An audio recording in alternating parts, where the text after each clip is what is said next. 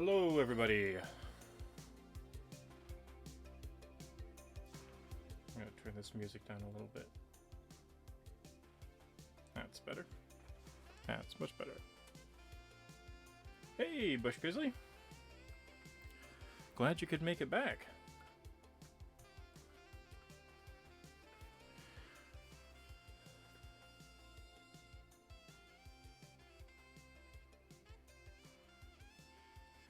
So, I got my minis printed off. I'll go ahead and put this one on the slate. This is a little turtle druid. I put this one on my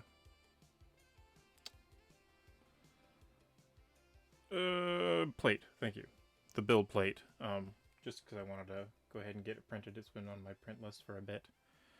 But tonight we're supposed to be working on Grandma, the halfling cleric that my friend Chris is going to be playing, and ran into a little bit of a problem. See if you can tell what is up. That's right, her foot is all wacky, and it looks like what happened is the supports broke underneath your foot. Didn't put enough supports, and so it stuck to the plate, and eventually the stuck part to the plate adhered to this thigh part here. And so yeah, if you ever see that where it's like super flat and shiny on the top and it kind of just compresses part of it vertically like that, that's a broken support where it popped off. So I told Chris about it and told him that I had a just a generic NPC mini to use in the meantime. He was like, "I don't care about the foot as long as she, as long as it's workable." I mean, it's straight up to her thigh. So I thought, how about we just give her a peg leg? And so that's kind of what I'm thinking. He hasn't responded yet. Let me see if I can get some word out of him.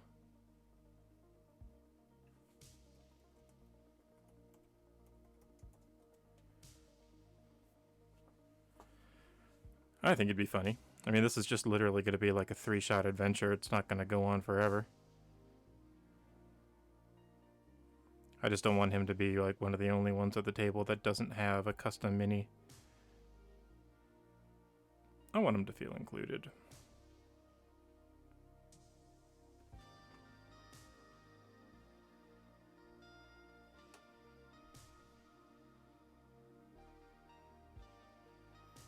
I think he's gone to bed for the night.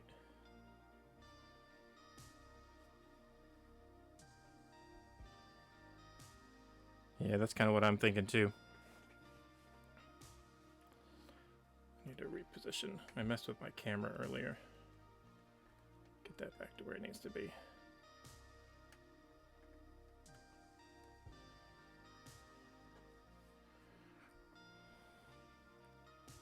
Okay.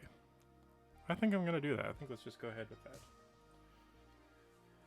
So, we'll go ahead and get my nippers. I'm going to grab an X-Acto knife, sandpaper. I only need one of these. And a needle file.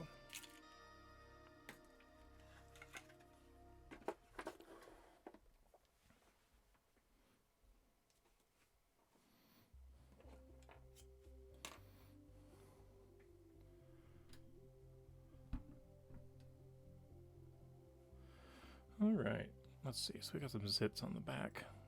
Would take care of those.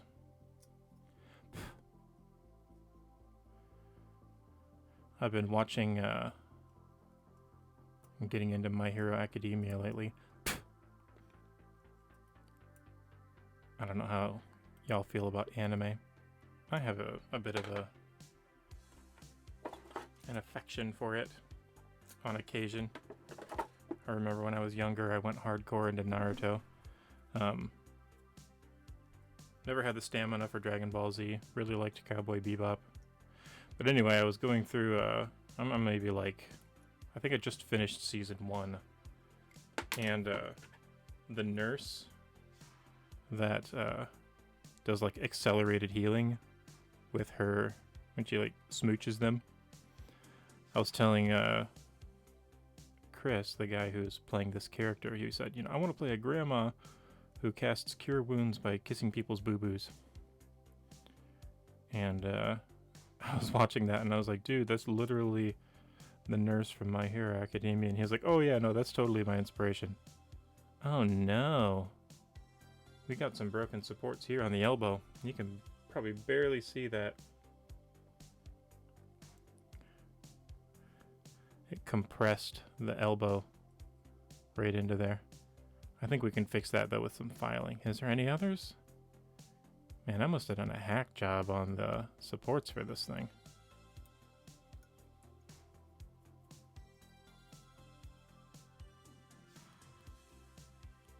It's been a while since I boogered one up this bad.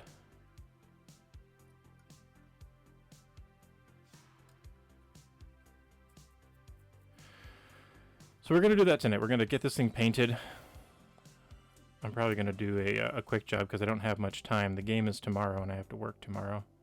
So I have to get everything done tonight. And I need to prep the session. I need to like write the story and everything. We are using a module. We're doing Lost Mines of Phandelver. It's a nice beginner quest, but I'm going to be doctoring it up a bunch because I don't really care for a lot of the story. Like, it doesn't really hook a lot of players right at the beginning. So I'm going to be doing some stuff to kind of tie the end to the beginning and setting a neat stage. Hopefully setting a neat stage.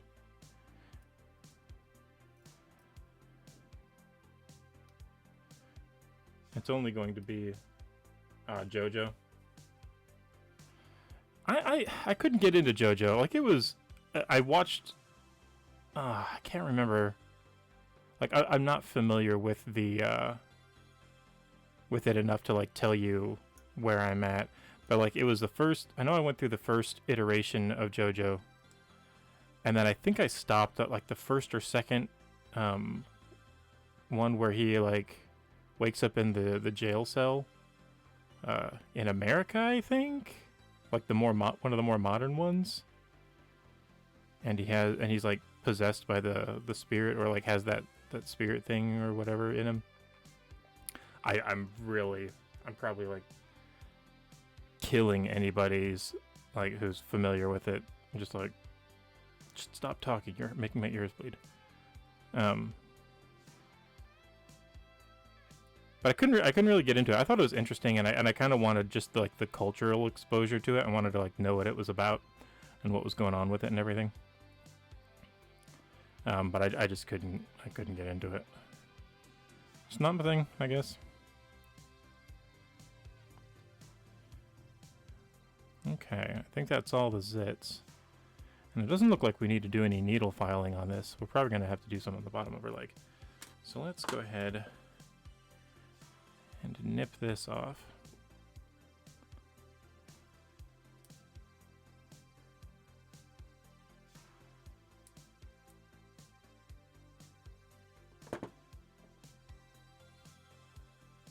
But I'm glad you like JoJo. I really like when people are passionate about things that they like. Oh goodness, I just whacked the mic. So sorry about that. There was a while ago, maybe a year or so ago, I was, you know, I'm a bit of a nerd, and so I can be a little awkward in social situations sometimes.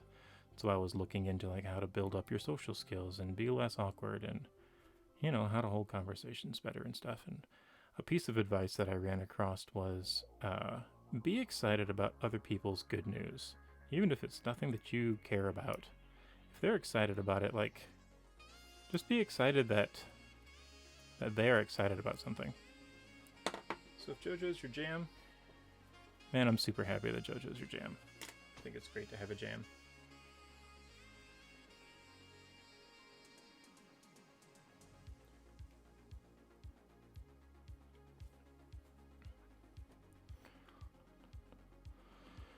Okay, so we're gonna need like a little flat spot here for this to rest against. So let's carve this out.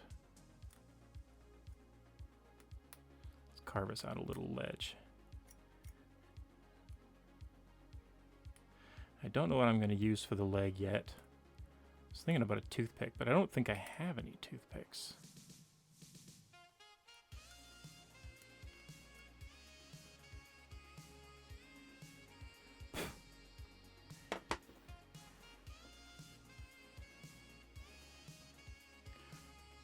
Let's hit it with the file. Rough it up a little bit.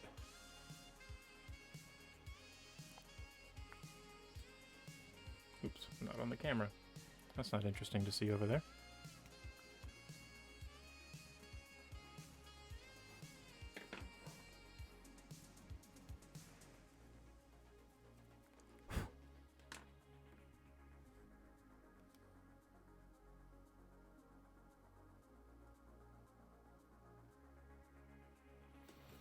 Alright, do I have any doodads? Sometimes I... Oh, look at that. Look at that. I got a little piece of something in here. Some balsa wood from... I don't even know what.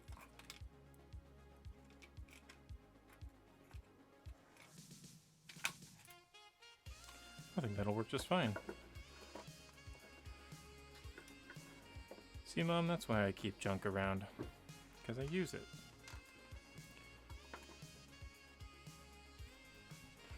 Alright. So we're going to use the black side as the top, because that side's thicker.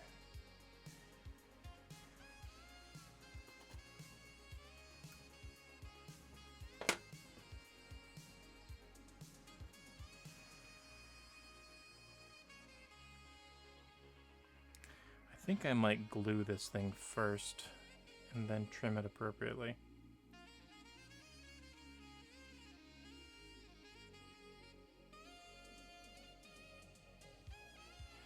Could do something fancy with milliput, but I think that's going to take too long to dry, and I don't know if I have the time to mess with it. So I think I'm just going to super glue this on, see how it works. It's going to be braced against the base anyway, so I think that's gonna hold it okay.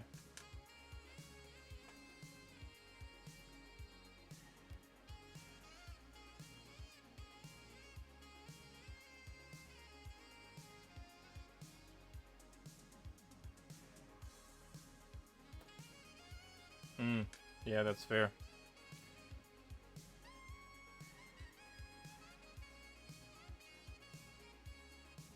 I really need to like one of the reasons why I was wanting to do this game with this new group is this is probably like the first time I've branched out outside of my family and friends to play D&D. And I'm excited to like use it as a tool to, you know, to meet people.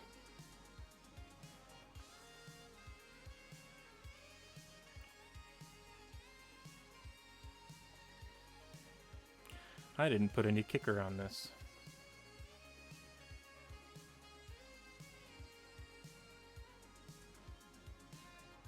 Yeah. It acts as like a common struggle.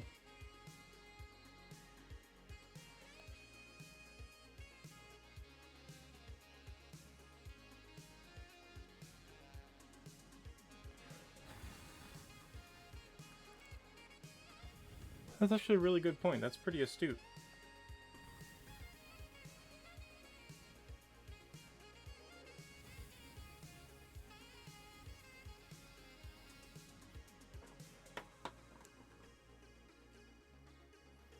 Alright, let's see if I can bork this up without tensioning it enough to break the thing off.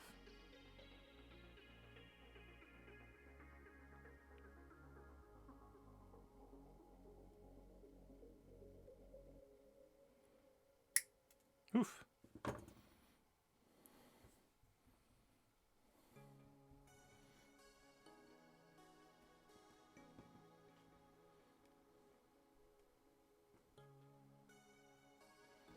Yeah. And then what I think I'll do is I'll shave it down a little. Whittle it.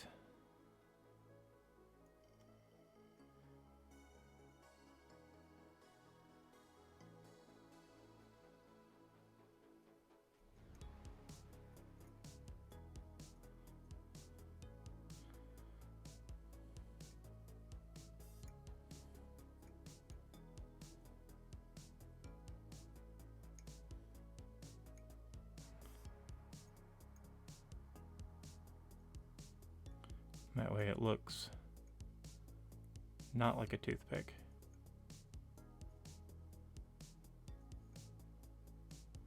It looks like there's some purpose behind it. Hopefully, anyway.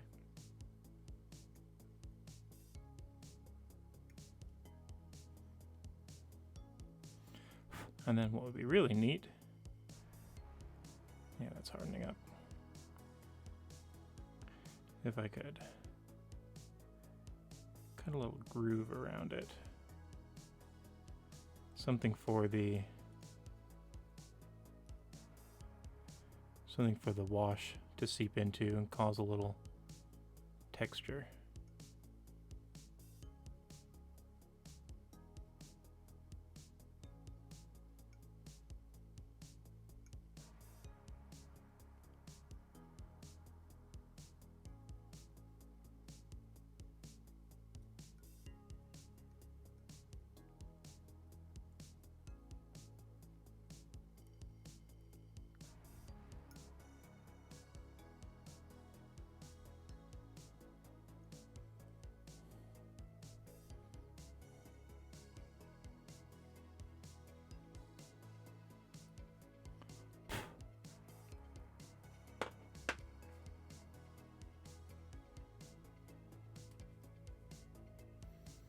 I spent a little time, Bush Grizzly, cleaning up the my OBS setup, getting the proportions right on certain things and moving stuff around, and I have a proper music ticker right now.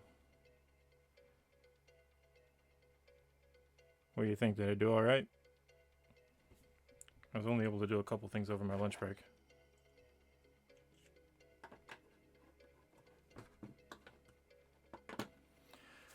All right, let's get her on a base.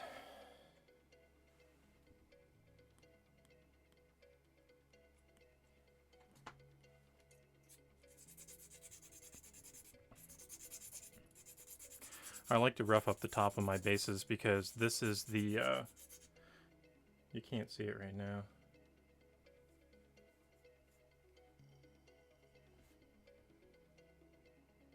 See how this one's really shiny? I have a glass bed on my filament printer, and I print these things upside down so that I don't have to do any supports for the magnet recession. So I like to rough them up for make things adhere to them. Oh, nice! Like you're currently working on it right now, or it's currently on your to-do list.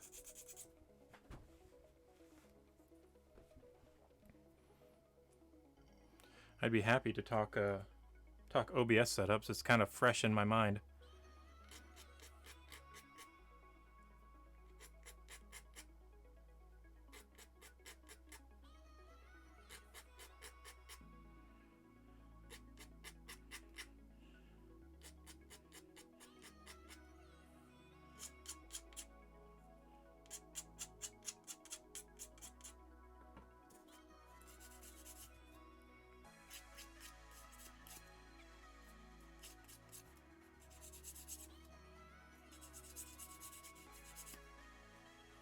Oh, nice.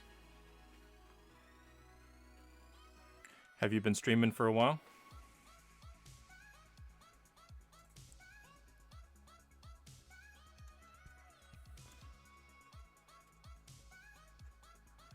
I'll look up your stream and give you a follow.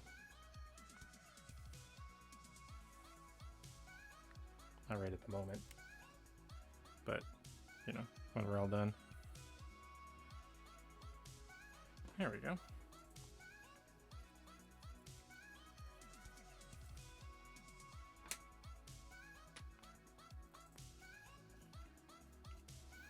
All right, let's get out our super glue Insta set. So I've heard the best way to do this is to put a little drop instead of spraying it. And I've tried it a couple times and it works really good.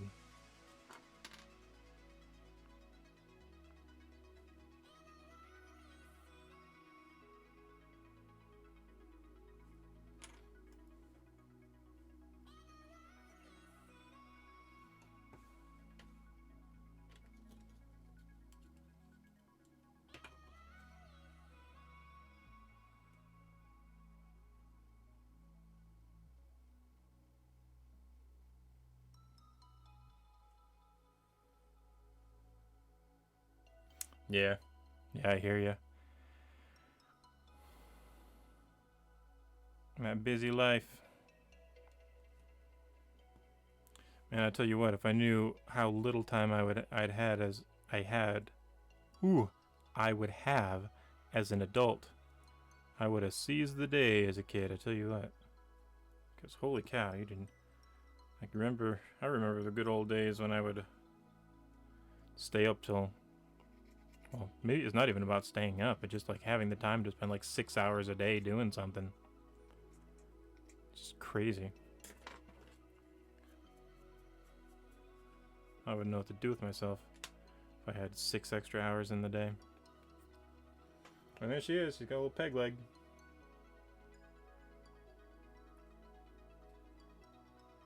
What kind of content do you stream? Is it video game stuff, or are you doing D&D?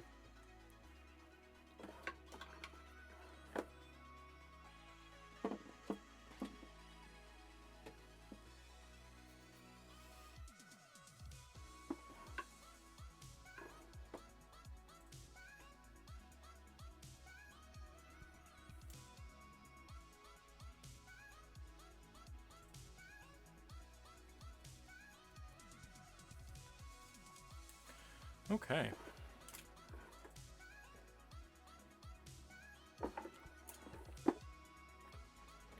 I think I am going...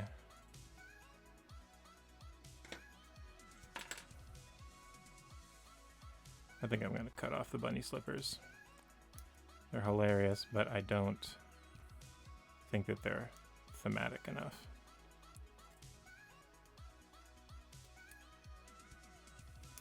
If he wants another one with bunny slippers, I'll reprint it so that one has 2 working legs.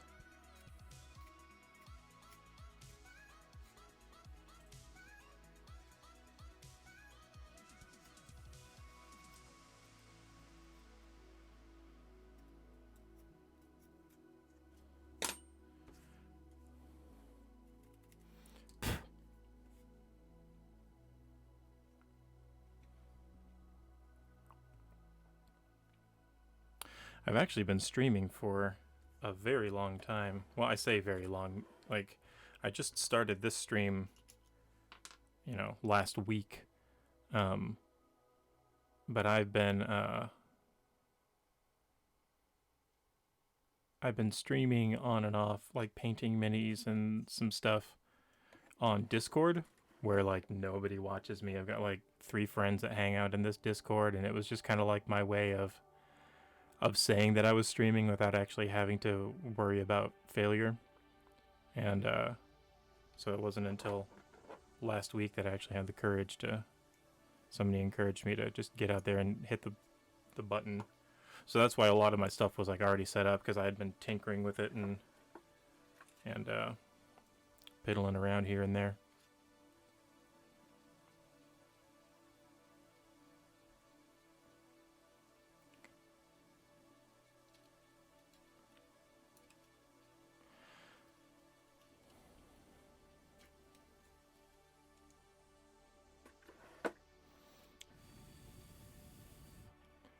Yeah, well, there we go. She's got a peg leg. I think I put too much super glue around her peg leg. I need to file some of that down.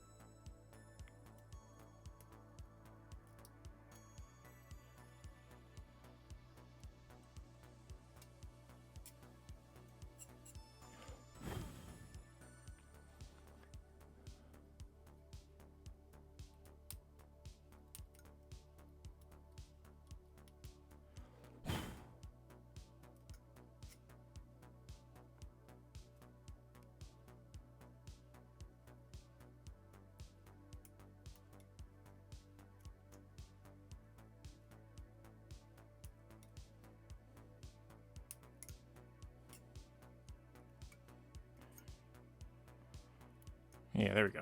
All right, I feel good about that. All right, I'm gonna do a zenithal highlight on her. But we need to get a magnet. Need to get a magnet on her first.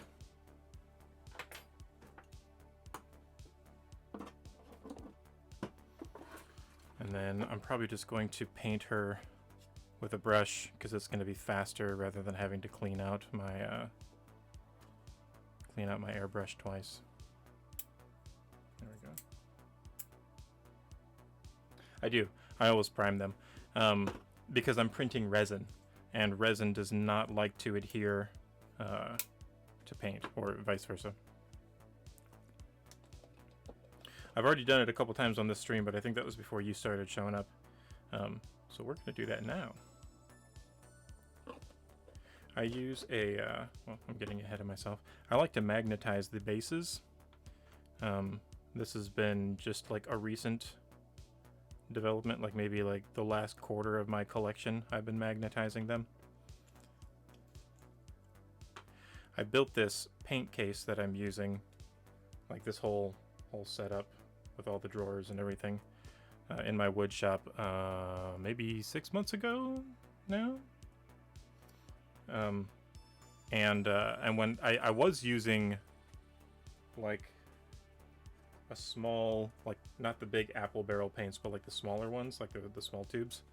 I had one of those and I washed it out after I'd used all the paint and filled it full of sand, wrapped it in masking tape for some texture, and I used that. I would just use that with some blue tack on top for my holders. But then when I made this paint case, here, I'll show you. I can zoom the camera out. This thing. This is this folds up, it folds closed, and it's like a little carry box. And then I wanted something to hold my minis that I was working on, so I made this work in progress section where I have these little dowels that are cut. I sunk some bolts and then washers into the bottom to weight them, so so they don't tip over so easily. And then I made this little holder. And then I put a magnet on the top of them. And that way when I magnetize the bottom of these things, I can just snap them on there. I can interchange them, so it's like if I want to work on this one, I can just pop it out really quick. And I can keep up to 5 of them in here. I also took a piece of this sheet metal and put it up here on the shelf so these don't rattle around, like they're stuck. So I can just kind of keep them there as like project stuff. But as far as priming, I use, let's see here, it's my white ink. I use Vallejo black surface primer. Let me zoom back in. We'll stick it this one. Yeah, just use Vallejo black surface primer. And I like to spray it on with my airbrush, but since this is just a single mini and I need it pretty quick, I'm just going to do it with a brush. And I used to originally do it with a brush, and doing it with a brush works just fine. The only downside is you use a little bit more paint, and it takes a little longer to dry, but I mean, realistically, it's not that long at all. And this Vallejo bottle is actually kind of neat. I don't know if this is intentional, but like it has this little angled dropper where it's like, you can kind of see it. So this little bump, and the opening is on that corner. And I guess it's for like dipping it out or whatever. But since it has this little bump on the lid, it has this little pocket right here that flips over and closes on top of that. Well, if you shake it up really good and kind of give it a mild squeeze while you're shaking it, you can just dip right out of this little pocket. It makes like a little paint pen.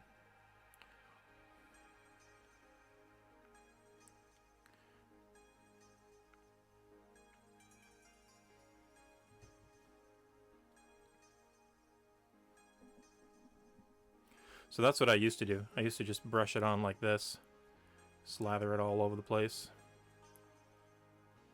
It also goes on a lot thicker if you do it this way. Airbrushes go on very thin, and it uses so much less paint because of that.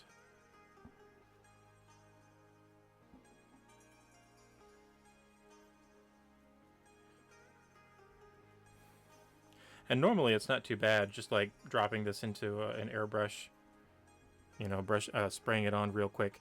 But I'm wanting to do a highlight tonight too, and that means I'd need to wash my airbrush out and then chase it with some white. And when you put white into the hopper on an airbrush that has had black primer, you really have to clean it out, or else you'll end up highlighting in gray. One of the things about this primer that's good, but also contributes to that problem with the airbrush, is that the pigment count in it is insanely high. Like, this covers really well, which you want a primer to do, but that means like the stuff is really potent. Like, if you would mix this in with other paints, it would overpower them incredibly quick. There we go. See, that didn't take long.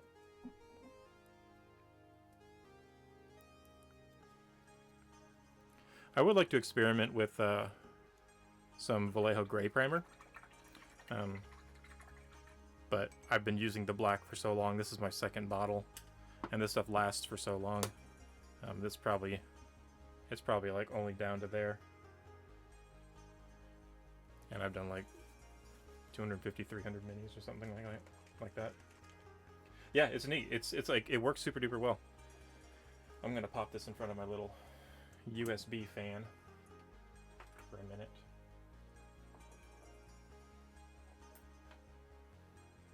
Take a sip of water.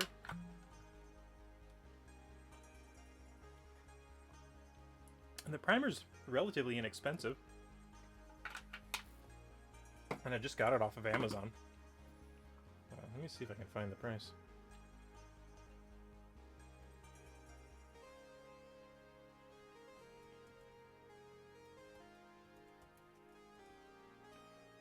Vallejo black primer.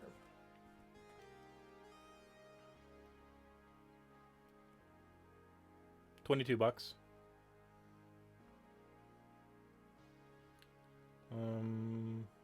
There's another one for like 15.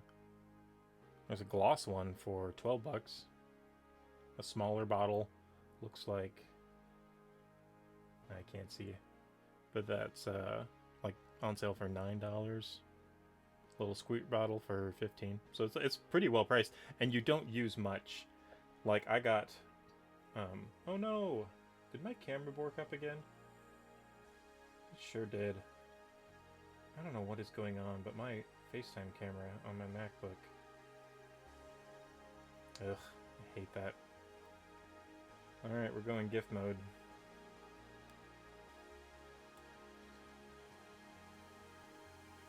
If I restart OBS, it'll work just fine, but that'll kill the stream. And I've yet to find another way to fix it. So, we're getting Commander data tonight. But like, you use very, very little. Like you saw, like I did that mini with just what was in the cap, and on that whole mini. When I would do a bigger one, there's kind of a like a little dip around this thing. What I would do is I would slightly squeeze it until it would fill that up like a tray, and then I would just kind of dip out of there.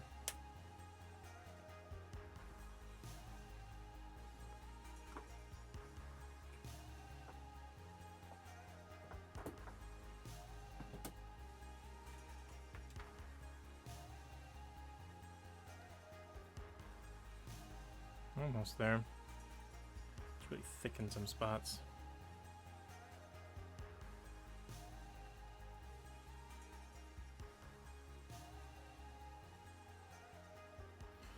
Spread it out a little bit. Get it to dry faster. That peg leg actually turned out pretty cool. You can't really see it in this light once we get a highlight on it. I'll pull it up closer to the camera and we'll take a look. It's pretty cool.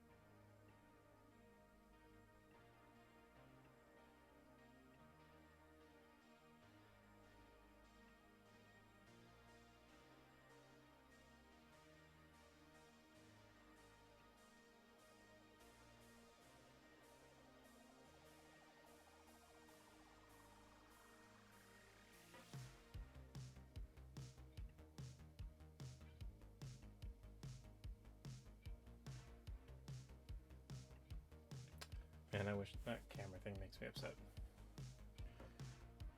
Almost a little bit, just a little bit more in the back. All right, so while that's going, I'm gonna prep the airbrush. By the time we get that prepped, it'll be good to go.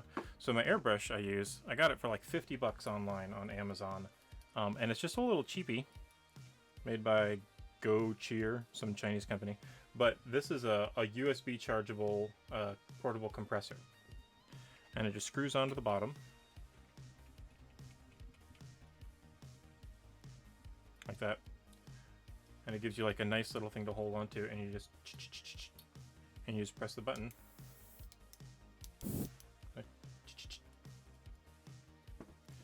And I'm going to highlight this with a white ink. Oh, what's going on there?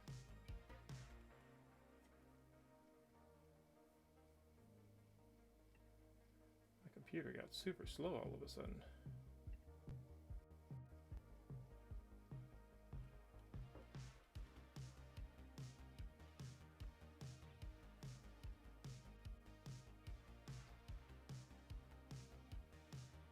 Why is there a website?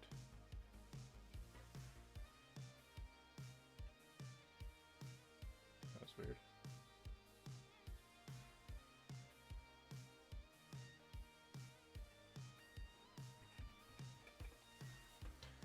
Alright, so let's get my little ghetto spray booth up here.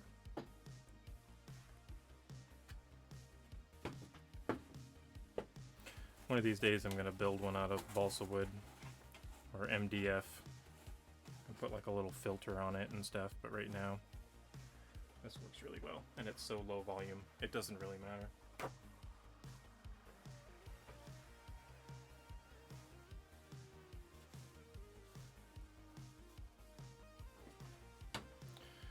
And so for doing the zenithal highlight, I use this Bombay White Indian ink.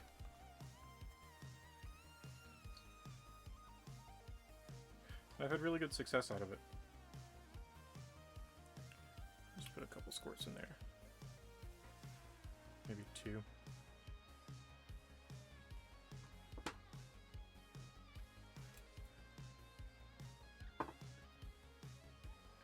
Alright, let's take a look at her.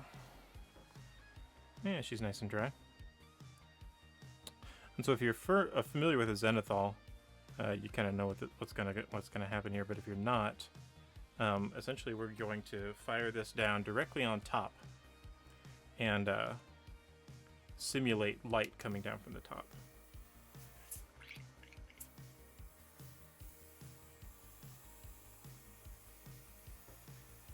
There we go. So we're just gonna go just nice and gentle across the top.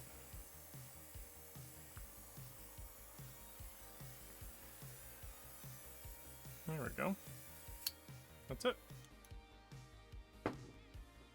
So it looks nice and bright from the top, but then when you turn it to the side,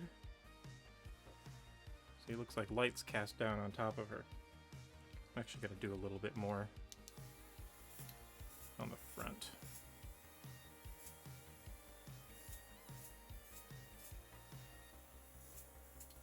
Yeah, there we go. That's it. And then what you do is you thin your paints down a little bit, and when you paint it, so like if her backpack, if I paint it brown, and I wanted to simulate light, I'd have to make like a lighter brown on the top and a darker brown for the shadow underneath. Well, this, I just use the same brown, I thin it down a little bit, and I let the light and the shadows come through, and you get like a highlight on there. Sometimes it ends up covering it up, and that's, that's whatever. But when it works, it's pretty neat. It also really shows you all of the highlights of the mini, like all the details, and makes it easier to kind of tell exactly what you're painting.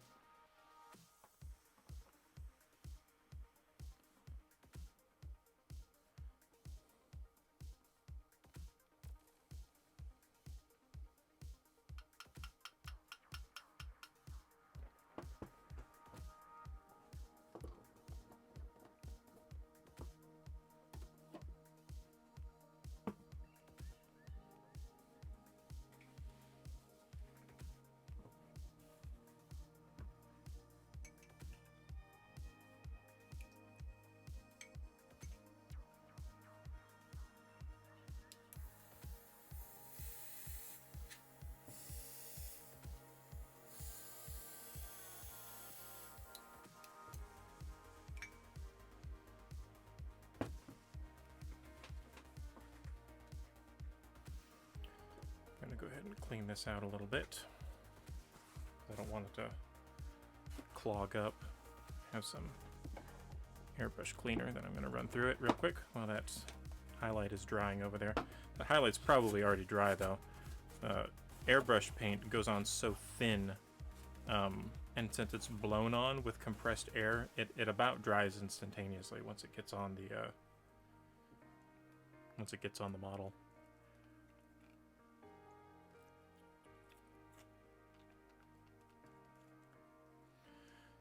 So you just spray it out, get it through the nozzle, maybe backfeed it a little bit.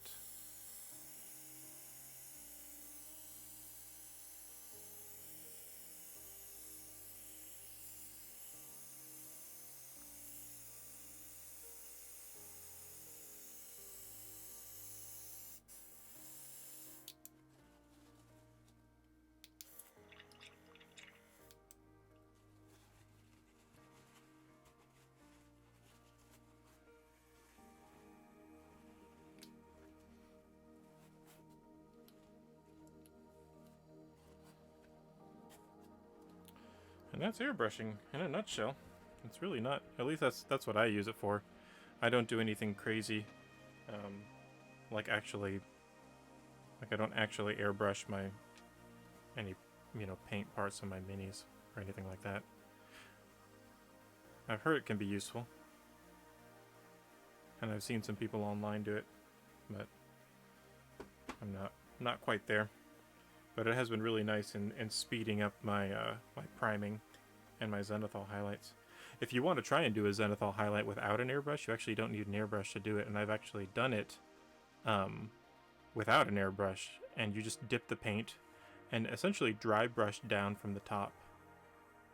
And it's kind of crude, and it's not as smooth as an airbrush would be, obviously.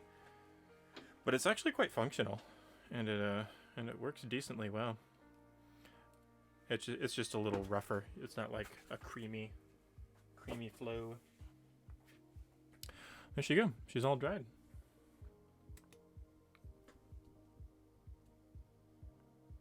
So that peg leg turned out kind of neat. It's almost got, looks like it's got like a little foot on it with the way that the notch that I cut out hit, and with the way that the super glue dried around the base.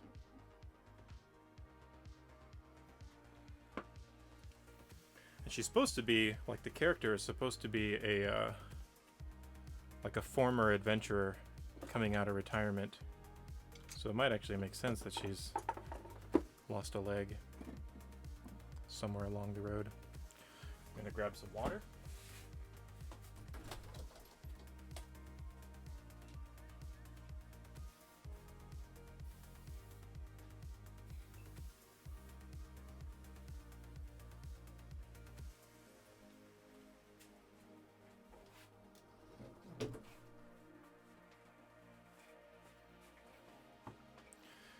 Right.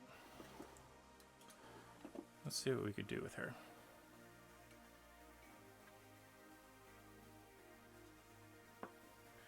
I should have a reference image. Hat stolen by some goblins. That's actually a great idea.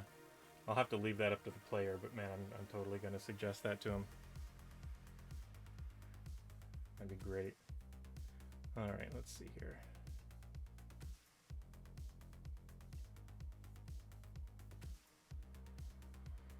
He sent me a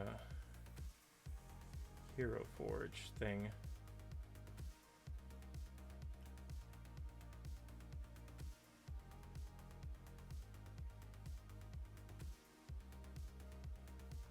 Where are you? There it is.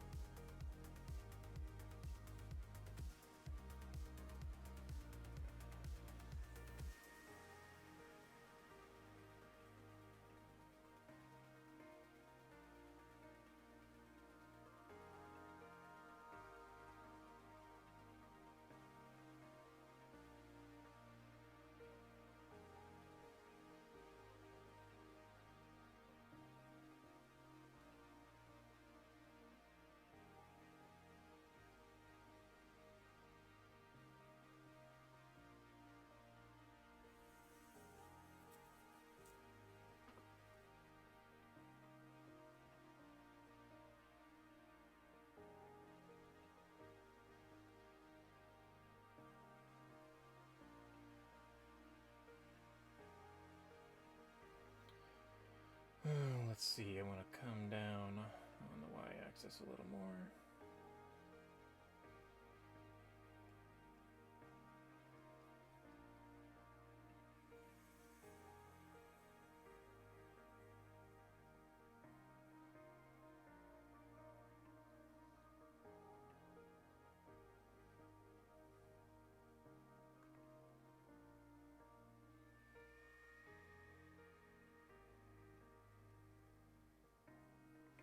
And can I zoom in a little?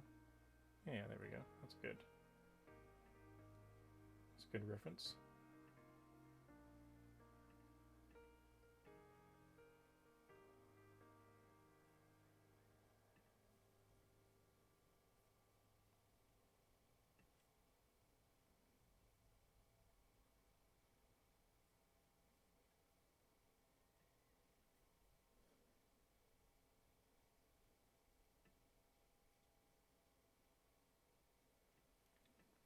So it looks like we're going with like oranges and greens here.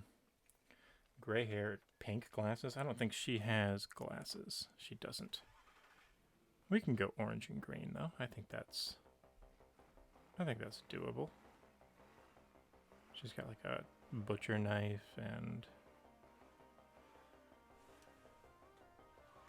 is that a broken support or is that actually a thing?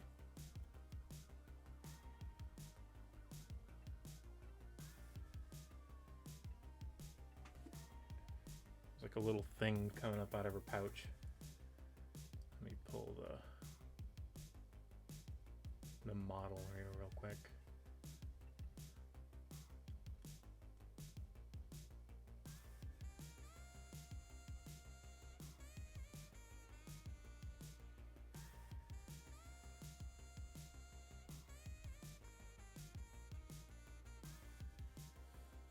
Oh, there's actually supposed to be two. I don't know what they are. Stirring spoons, maybe? But yeah, that is part of the model. Alright, so let's go ahead and build our palette.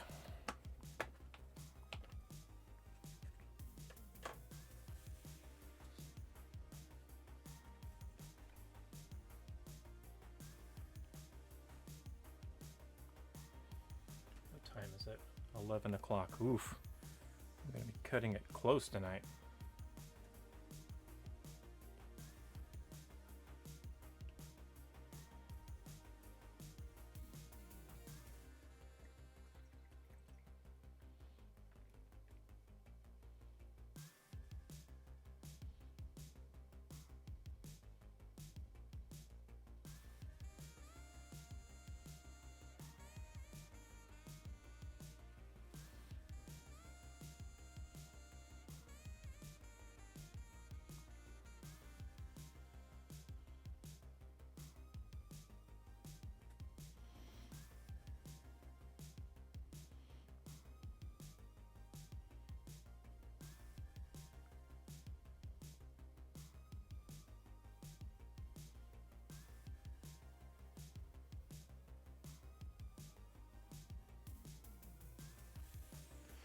Alright, there's her hair. She looks like she's got a healthy color on her. So I'm gonna paint her skin white. We're just gonna do straight bone white. And then we're gonna put some Gilliman flesh on top of it.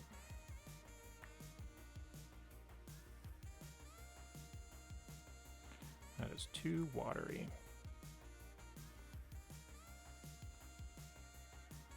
I've noticed that when my paints sit in my wet palette for too long, they actually wick up.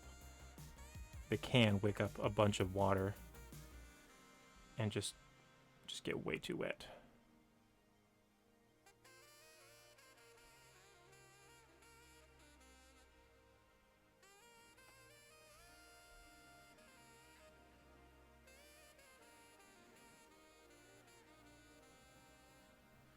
Let's zoom this camera in a little bit. There we go. Now we can see what's going on.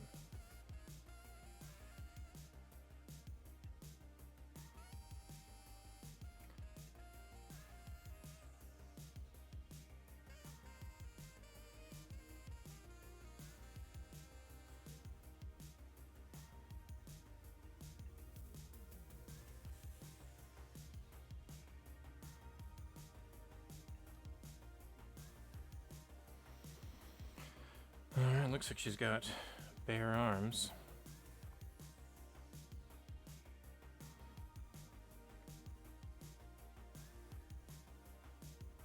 Not your grandma's grandma.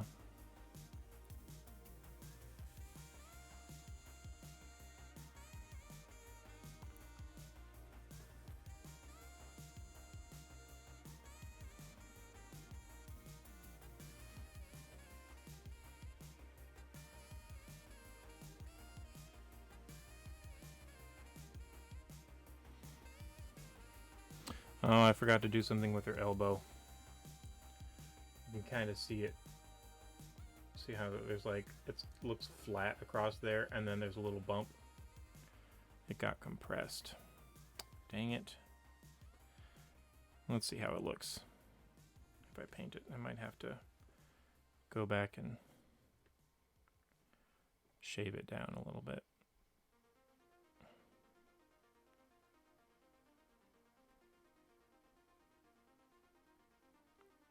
Or we could just call it her old lady saggy skin.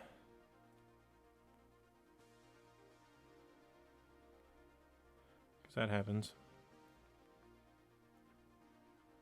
It's not a diss. I'll get there one day.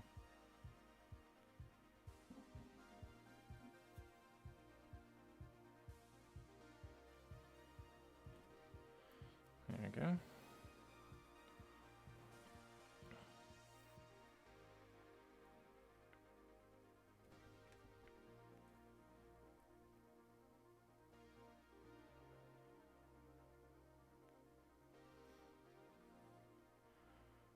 There we go.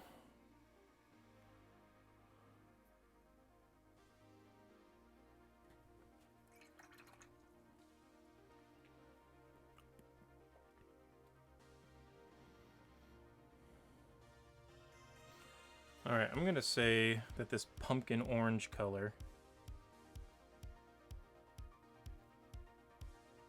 we'll get something in here like this. And we'll do this for like her blouse, but then we'll make like the front part, like the leather, like an apron out of leather.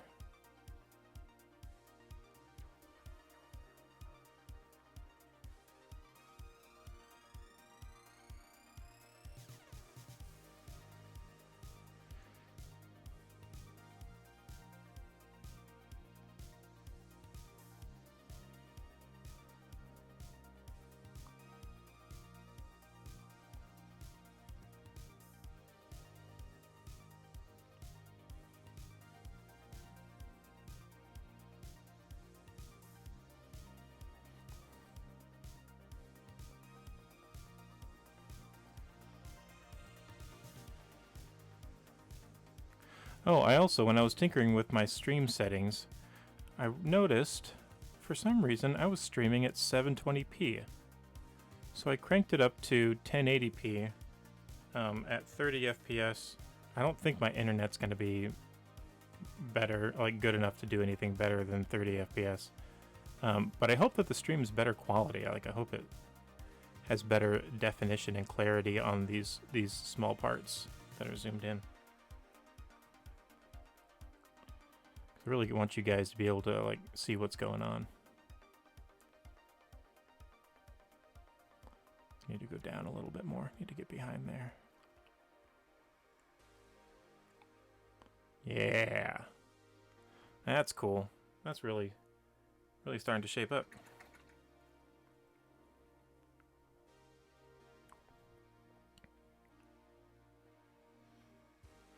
Paint back over the part on her arm that I hit.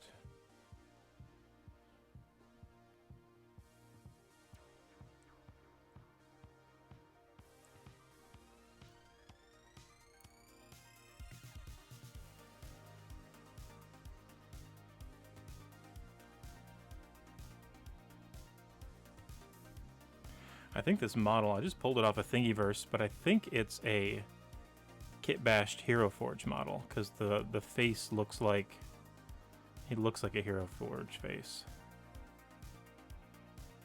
There we go. Oh, nice. I'm glad you can tell.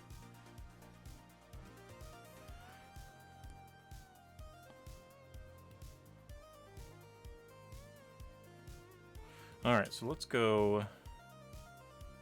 Let's get some leather on here. Let's do leather brown.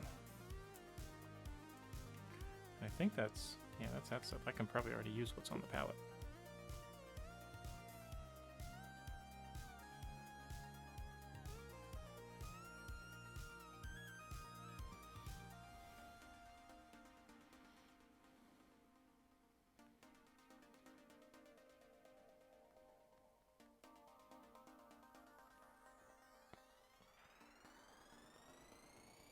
I think I had it set to 720. I was trying to figure out why I would do that. And I think like the Discord that I was streaming to before wasn't boosted, and so it maxed out at 720. I think.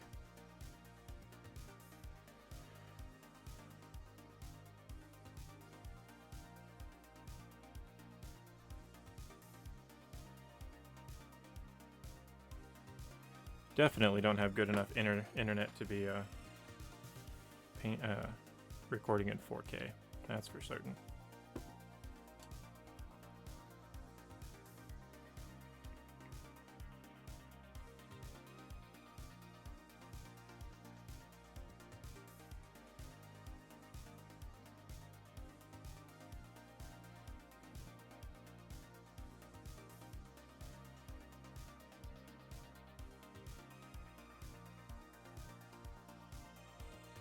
So yeah, I think we're gonna do leather on this apron, and then there's like a little bitty cloth piece on the front here. I think I'm gonna paint that white, like the bone white, and put a Seraphim Sepia wash on it, almost like she's got a towel tucked in around the. You know how when you're wearing an apron, I don't know if you've ever worn an apron before. I have. I used to work in a commercial kitchen. When you wear an apron, like you wrap the straps around backwards, you know, around behind your back, and then back around front, and then you kind of tie it off in front. And I used to like keep a towel, or like a, you know, like a hand towel wrapped around it, draped over the front like that. Like wipe your hands on so you don't get your apron all super duper nasty.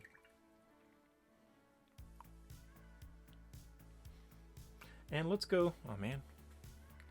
And let's go green. Let's go goblin green for her pants. We'll go goblin green, and we'll darken it down a little bit.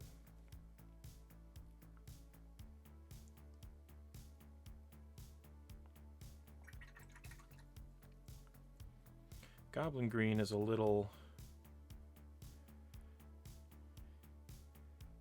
It's a little on the yellow side of greens. And so, with her blouse being like a pumpkin orange, I think that will fit the motif.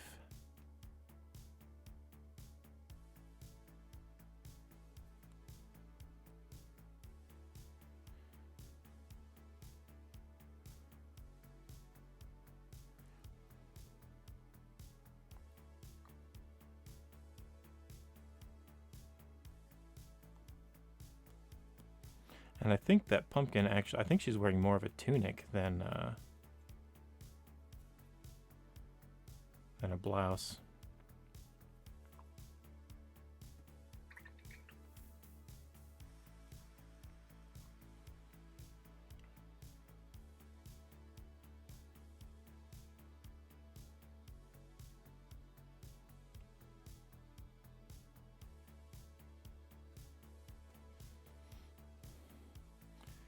So we'll go ahead and get this part too.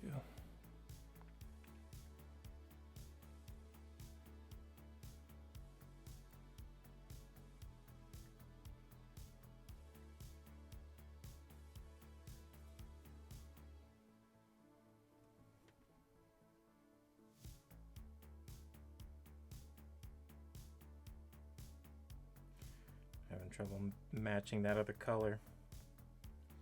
What I had dried out. I think that's better.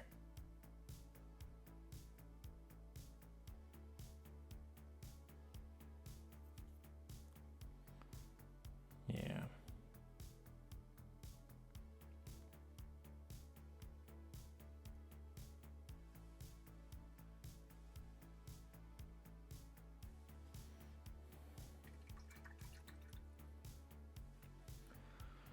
Alright, it's peg leg time.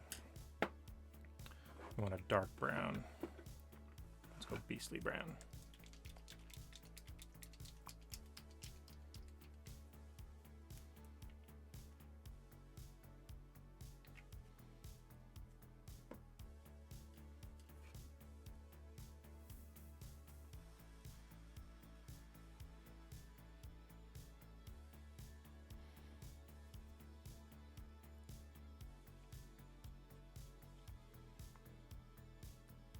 So it's actually kind of neat that there's literal wood grain on this piece of wood that's going to poke through.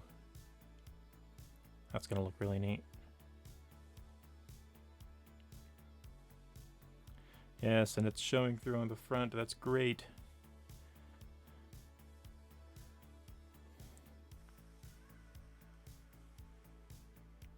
I love it when stuff accidentally comes together.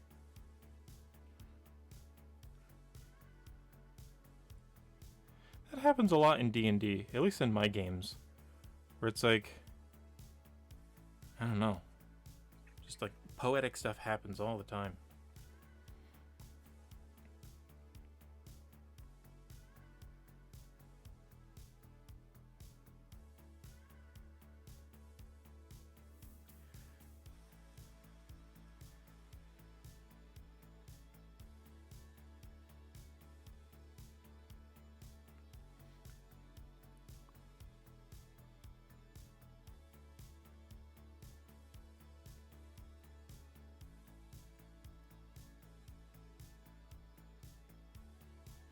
And for this pot lid that she uses as a shield, I think I'm going to do the thing where you paint it black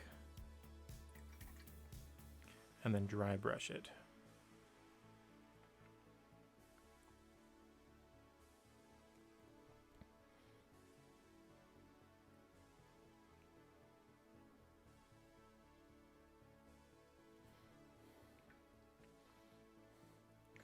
I'm also going to paint this backpack with the white and the brown that leaked into it here, and then do snakebite leather on it just to kind of differentiate it from the rest of the leather stuff that we've been painting.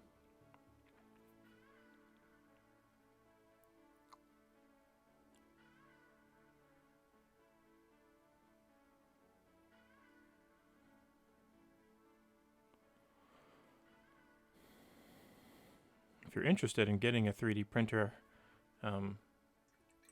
Anycubic has a sale going on their photons right now. They're like the Photon Zero, which is the one that I have, which prints in OK resolution, is like $106 right now. I think it's 106. It's like close to 100.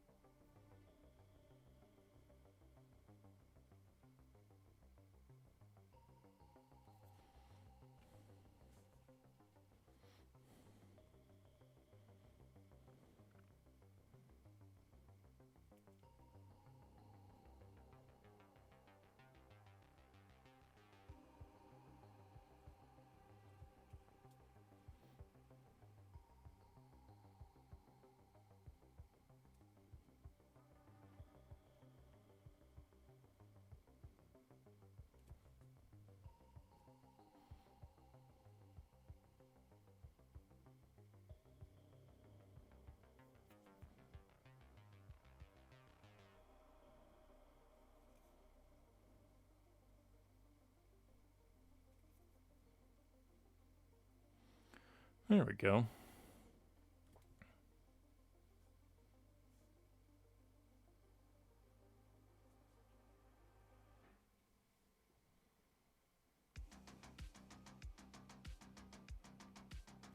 That's a cool song.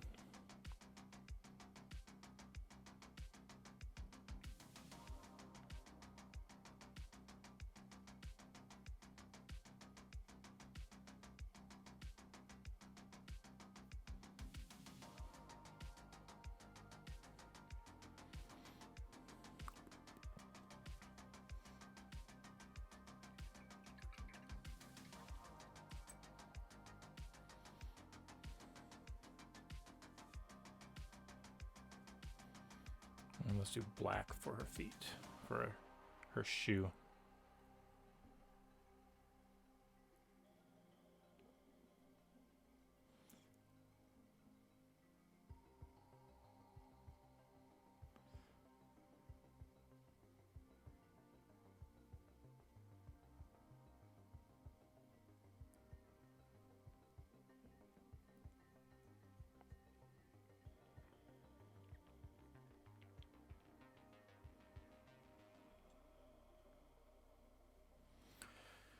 Alright, let's grab some more black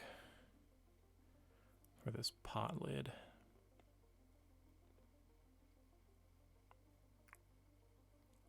We're kind of going for a cast iron pot feel.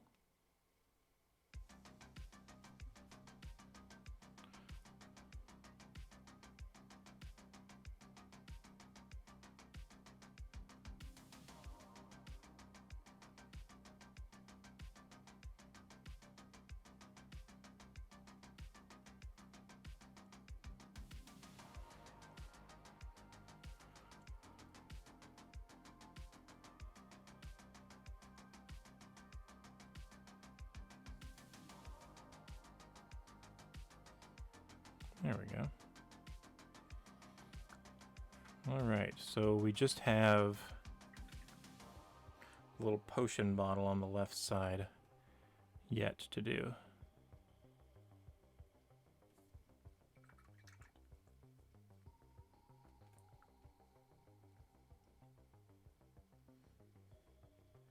Hey, thanks, Bush Grizzly. I super appreciate you hanging out. I'm glad you enjoyed yourself. I enjoyed having you here and being able to talk with you.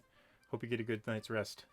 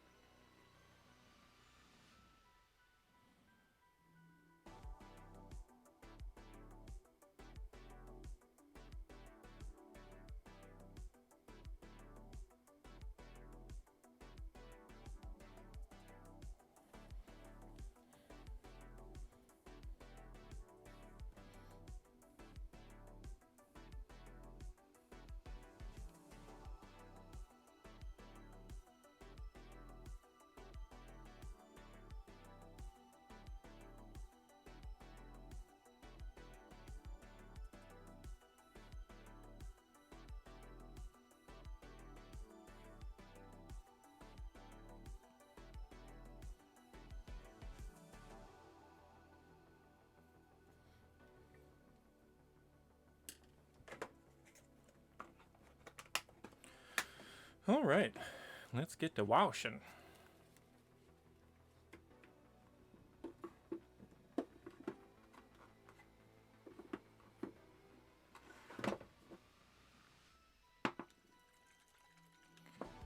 First one we're going to do is our contrast paint here. I know it's not a wash, blah blah blah blah blah.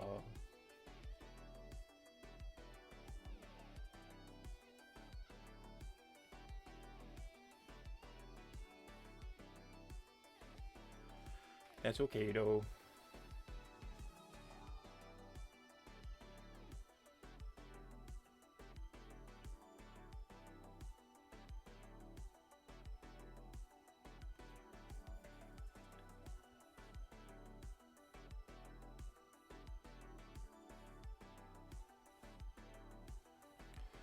Alright, so let's do some Gilliman flesh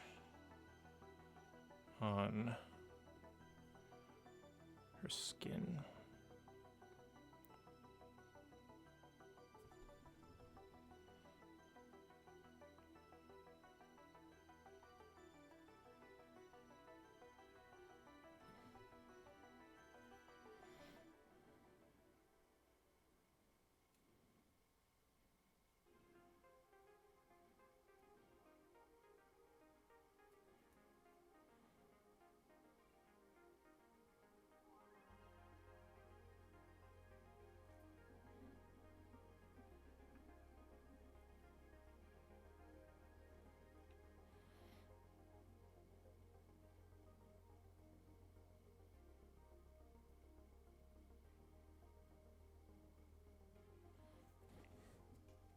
Yeah, that's looking good.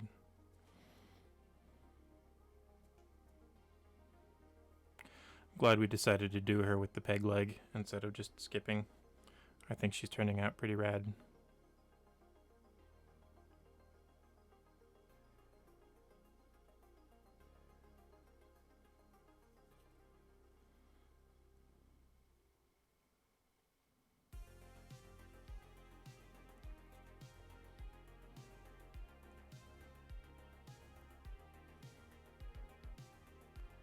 Shout out to the Midnight for the music tonight. Man, they're so good.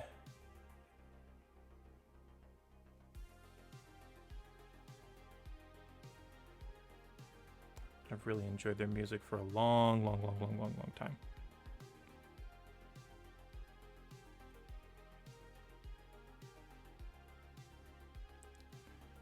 I was really jazzed to find out that they allow you to stream their music.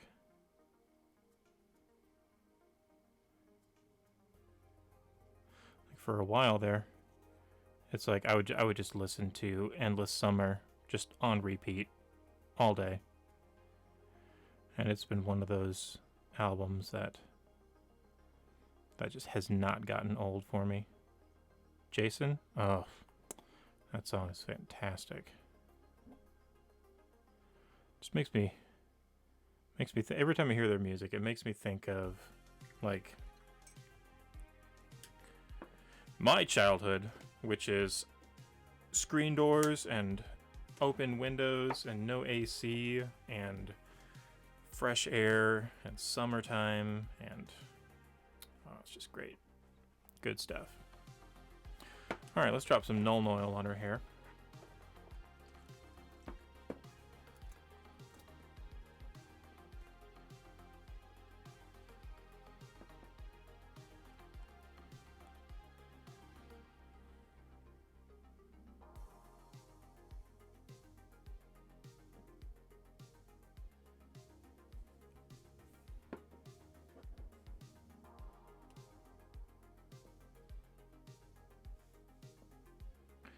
I wish Citadel's pots would stay open.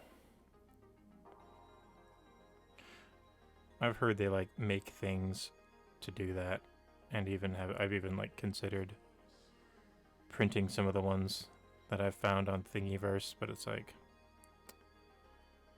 I mean, it's a pot. You shouldn't have to do that. All right, let's go ahead and wash her pot lid. This will darken it down to an acceptable color. And then we will dry brush it with some gunmetal.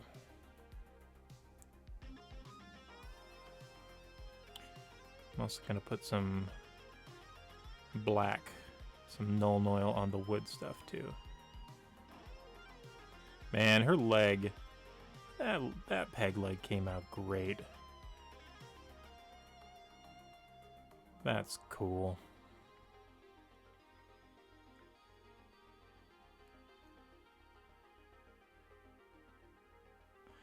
Definitely going to want to dry brush this rolling pin, this combat rolling pin.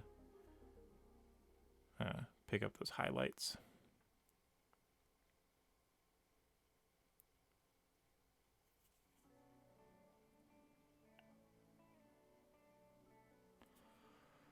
Let's not forget her cane.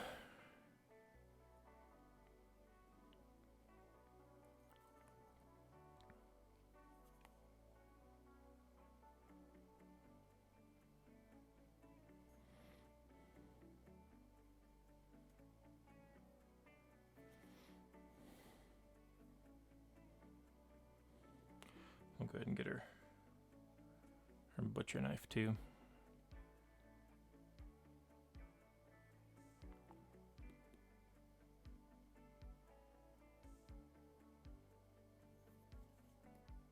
I think I'm going to do her pants in black.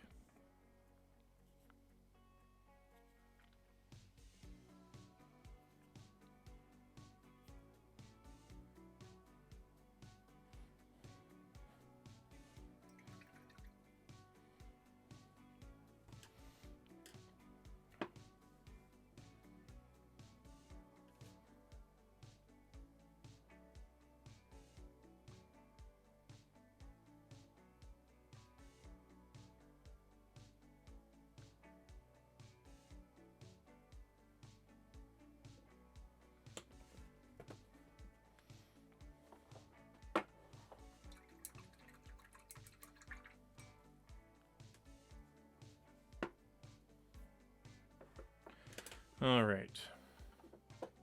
Snakebite leather on the backpack.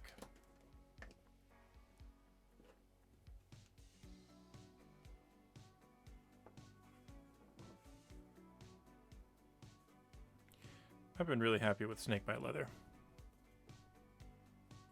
That's one of the contrast paints that I've been pretty happy with. I got another one that's like a darker brown, Sigor brown.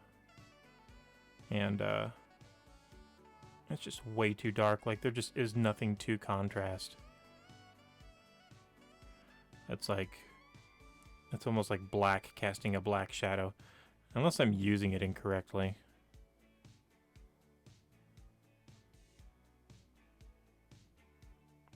Which is entirely possible.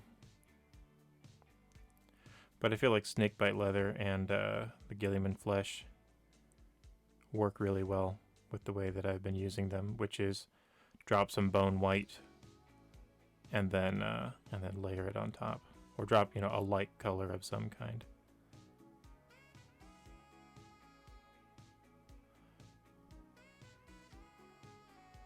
Because it really tints whatever it hits. So like if I wanted her to have like a darker flesh than that, I could put, you know, like a tan down instead of a white, and it would cover it and it would be darker.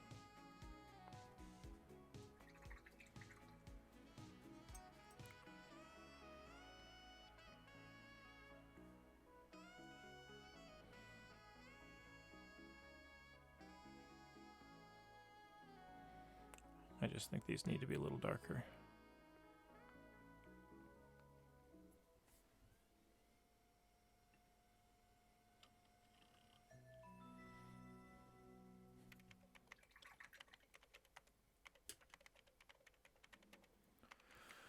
All right, let's get some brown washes. Let's do our ever illustrious Seraphim Sepia. I love this stuff.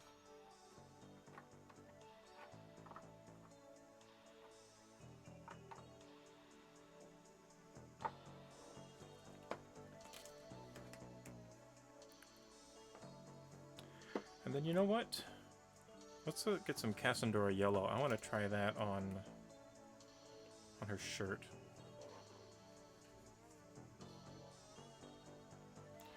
I'll try it on the back here a little bit. Yeah, I like that. It keeps it light.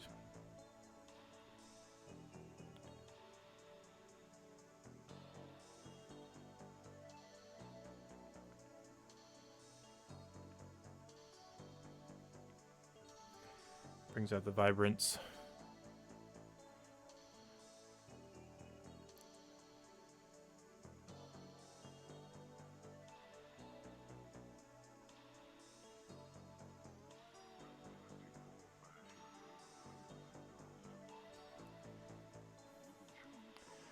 Yeah, that's looking really good.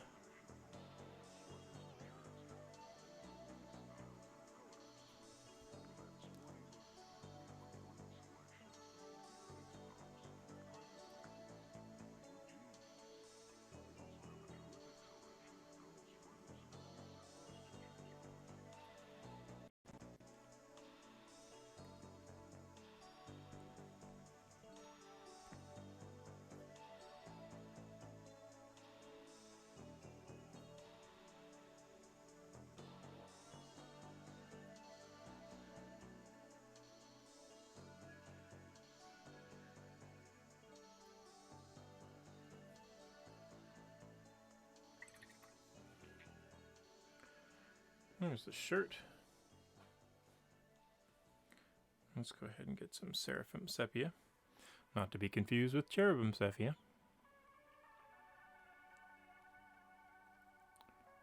Let's put that on the leather.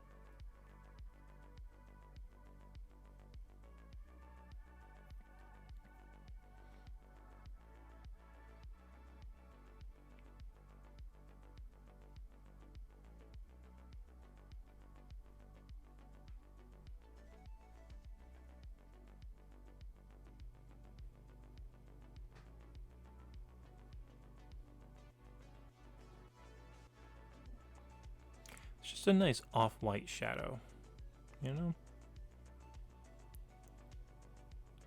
I like it. And I think I'm not going to do anything to the little apron. I mean, to the little towel.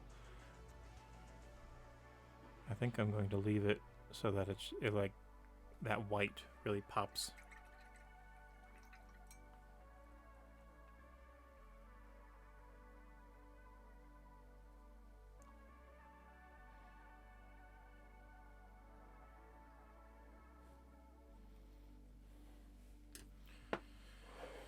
All right.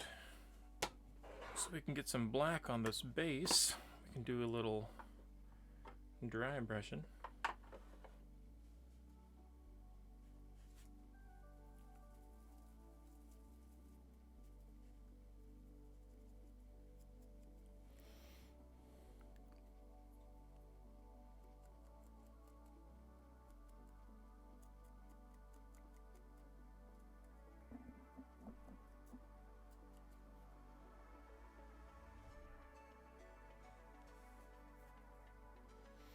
I think I should have put some green, some Biltan green on her pants because that null oil dried way too dark.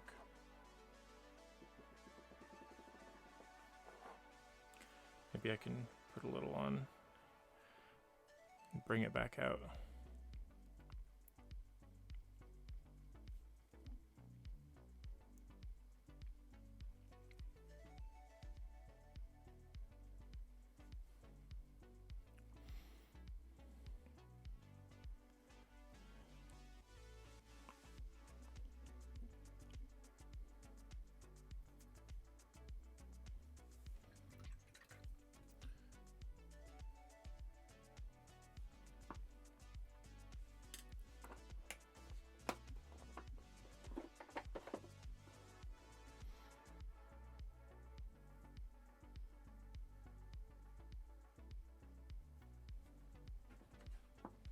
I think I want to do a little bit of edge highlighting.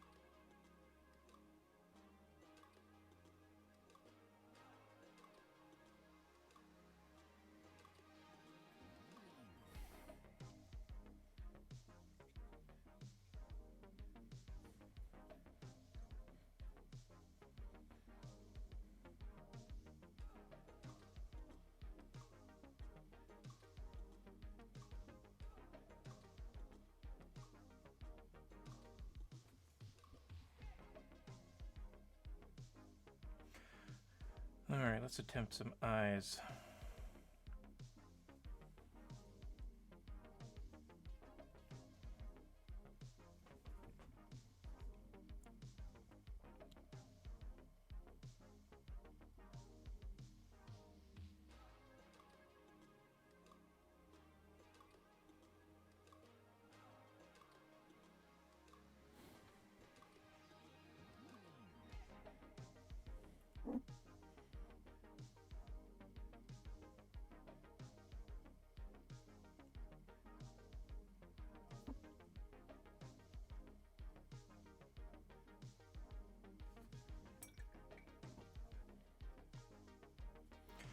A little bit on her cheek. See if I can wash it off.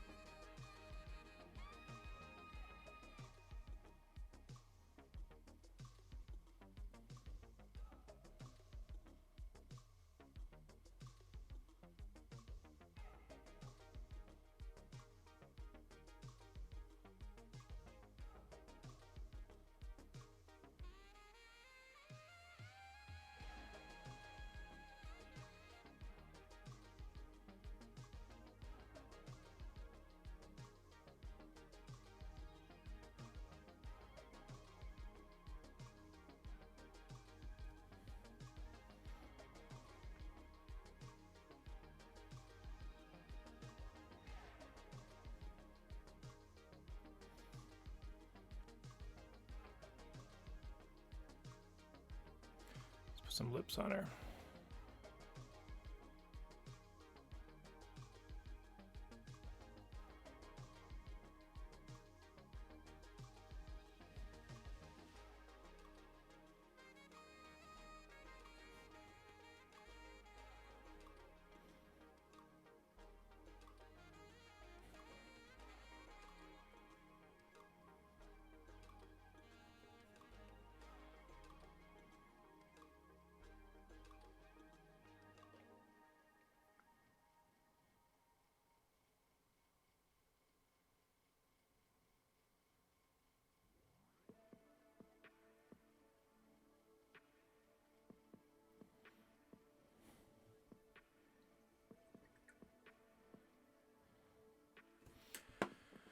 Alright, let's get some white.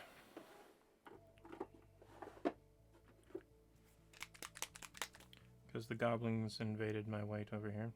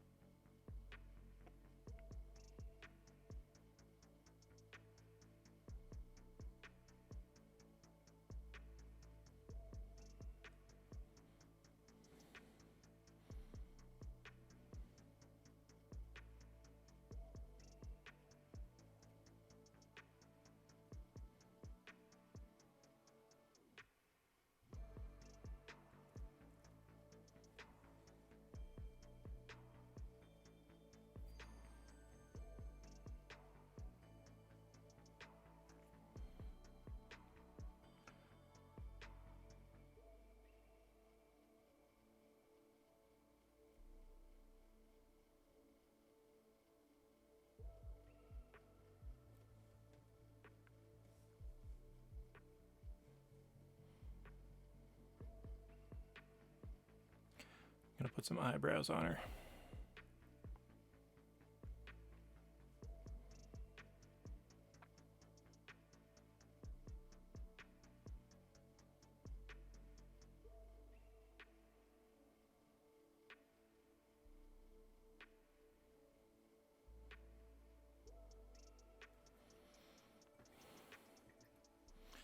Alright, the moment of truth.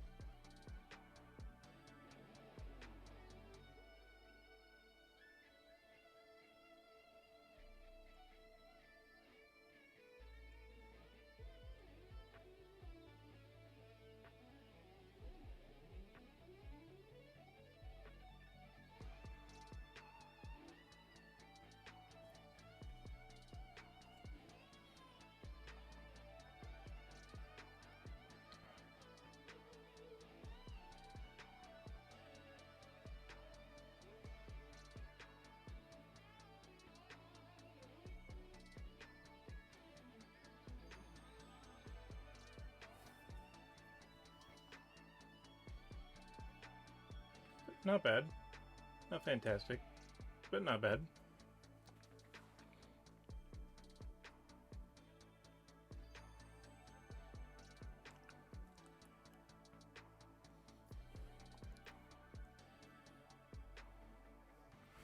Well, let's go ahead and put some black down.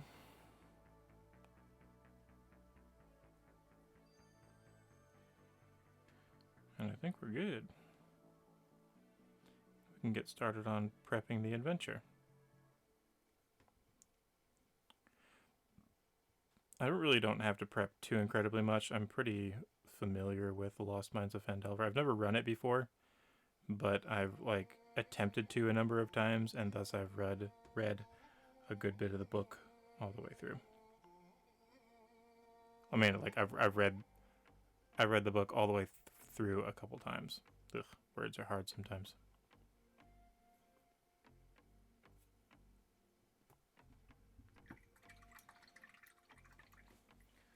Let that dry.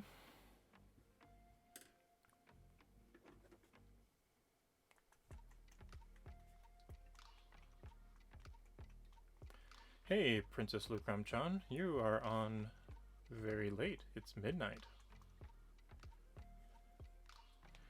But welcome to the stream.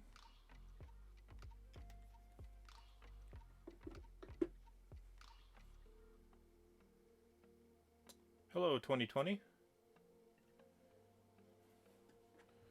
How are you doing?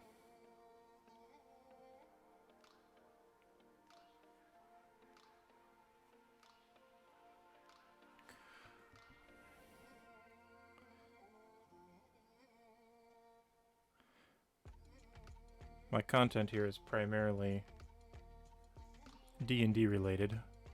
It's mostly been painting minis, but I'm actually going to be wrapping this up. This will be the last of the new D&D party members. And we'll be doing some adventure prep for the group. So if you want to see the process of how we take... I'll be using a module. Take a module and turn it into an actual adventure. I wish I could record the game, because I'd love to be able to show you guys like the whole process, like starting with, you know, kind of like what we've done with the minis, where it's like we start with the model and then we support it and then we print it and then we clean it and cure it and you know, get like the supports off and prep it and prime it and zenithal highlight it and paint it, like just the whole front to end. I'd love to see, I'd love to be able to show you guys like adventure prep and what I do, and then do like a post-adventure stream where I can kind of talk through some of the reasons why I called certain rules and not others, and which things I pulled out of my hat and which ones I didn't.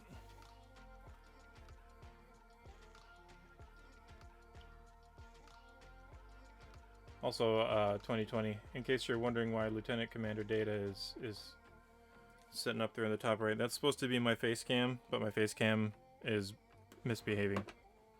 So, but there we go. That's the last one right there. That's the whole party.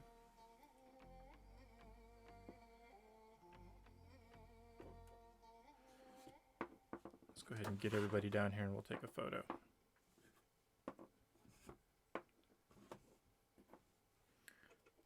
Bloop, bloop. Bloop, bloop. Actually, you know what? I'm gonna take a photo of them up here, since that's where my other photos were.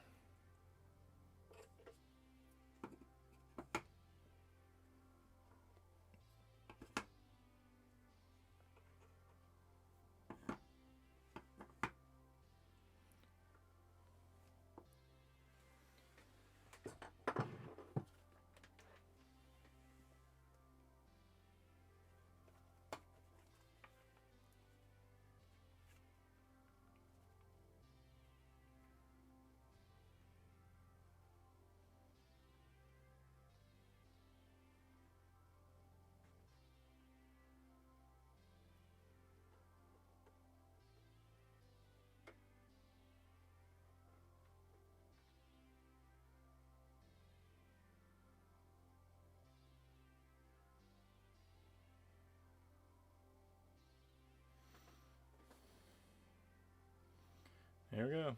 That's the whole party.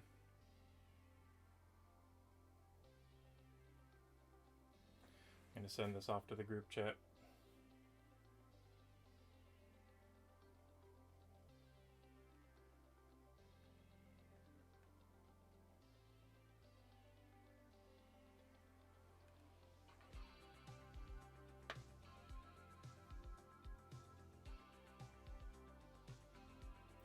Seven players. It's gonna be a handful.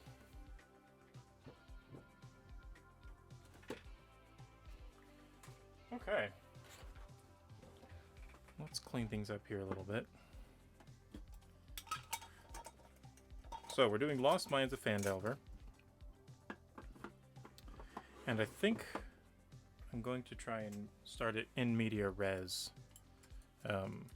Get them into the action. Lost Mines of Phandelver has a really, really slow start. That's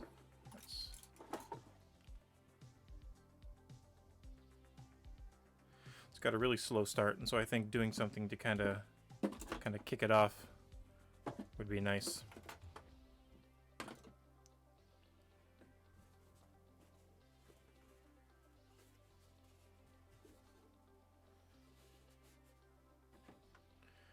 Pop this guy in here.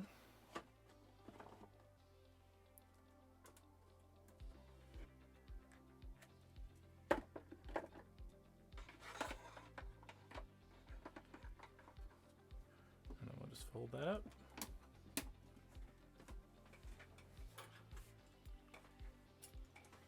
And then we'll forget to put something away, like we normally do. And then we'll put that away. And then we'll fold it up again. That's the way it works.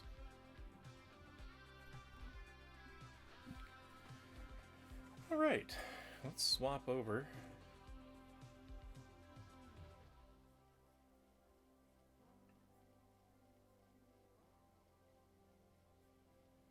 Swap over to my screen share.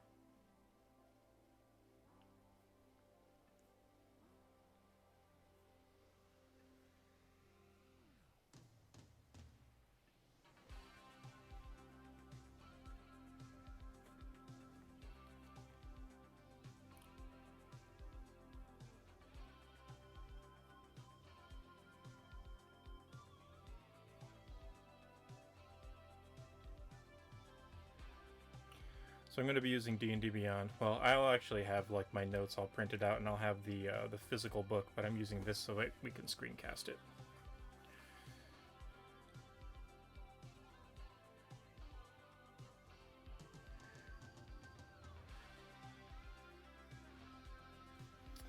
All right, and I like to do my writing in an application called Intelligent Apps Writer, IA Writer. So what we'll do is we'll just review the session 0. I took some session 0 notes. There we go. Alright. Alright, so we've got a half-orc paladin, half-elf druid, halfling rogue. Caleb ended up being a... Where is it?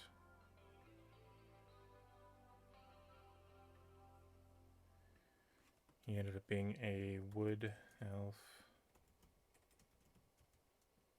ranger. Then we have a tiefling sorcerer, tiefling warlock, and a halfling cleric. Alright. Now we've got their backstories.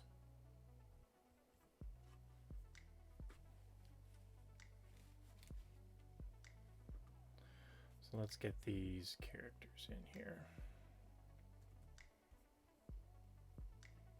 These are all backstories that they sent me.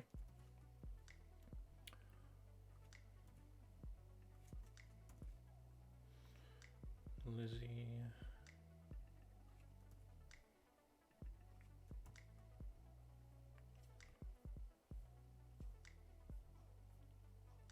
There's Drew's.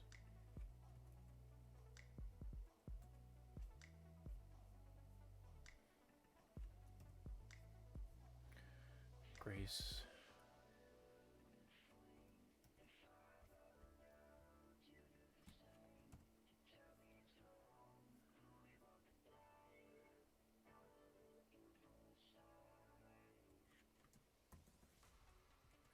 So Jack and Caleb are both are the husbands of the group. They're Lizzie and Grace's husbands. And I think they're just kind of playing along, like, you know, they're Lizzie and Grace are like more into this, I think, than than most. Jordan's super into it, and so is Drew. They're another couple. But that's probably why we don't have a story for Caleb and Jack, is because they don't seem too incredibly invested. But that is going to be one of my goals, is to get them invested and show them how stinking cool Dungeons and Dragons actually is. And that, yes, even if you're a macho, tough, cool guy, you too can weep like a baby and grow really attached to your characters and care about their fictional outcomes. Alright, so let's just blow through this real quick, just to kind of root them in our minds. One of the things that I use when prepping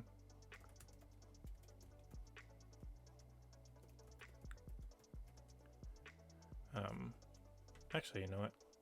I have the PDF. Where's my PDF?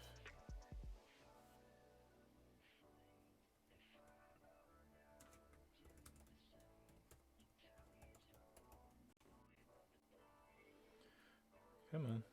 Return to the Lazy Dungeon Master. There you are. Come on. Where are you?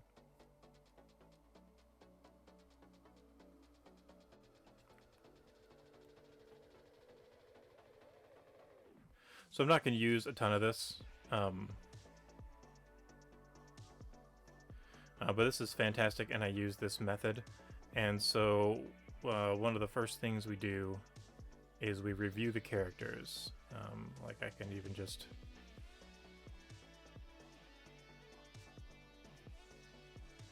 I think he's got like a cheat sheet. Oh, wait, no, I don't want this one. This is the full book. I want...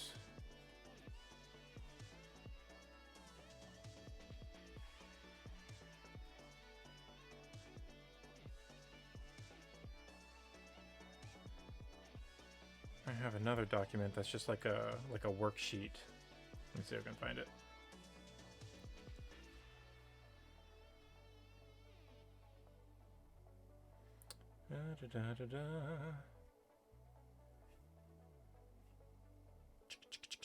If I can't find it super quick, that's fine. I'll just go off of memory.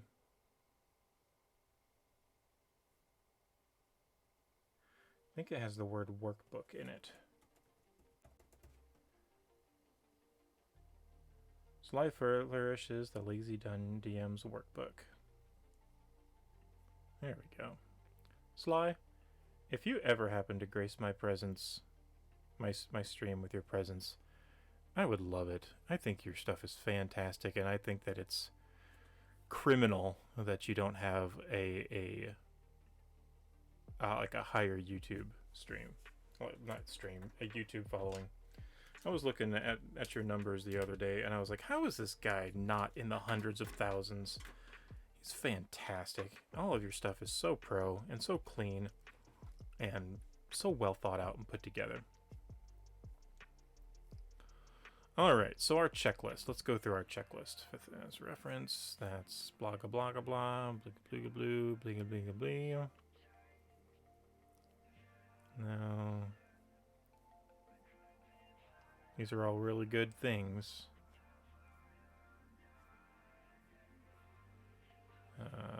That's really good. Theater of mind combat.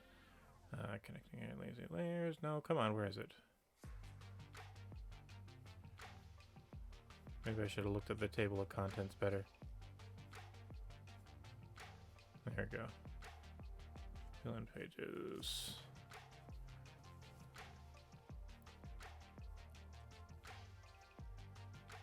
Huh. Maybe I'm insane.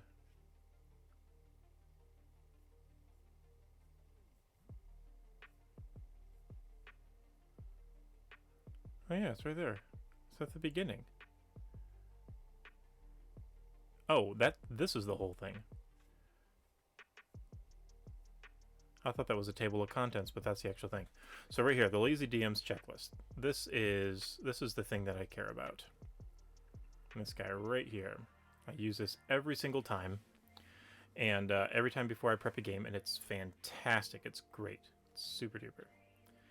So what we're going to do is we're going to review the characters. I want to be able to call them out by name. I can't do that right now because they haven't actually told me their characters' names. So I'm just going to list off their classes. So we have from memory because it's good for working on it like this. So we have the Tiefling Sorcerer, we have the Tiefling Warlock, we have the half Orc Paladin, we have a Wood Elf Ranger, we have a Halfling Cleric, and a Halfling Rogue, and the last one, 1, 2, 3, 4, 5, 6. There's one more. Tieflings, half Orc. Oh, half Elf. The half Elf Druid. Alright, so Jordan. Born in a noble elf family, as a young teen, found out my parents were partaking in dark, dangerous, and illegal deeds. Ooh, that's really cool.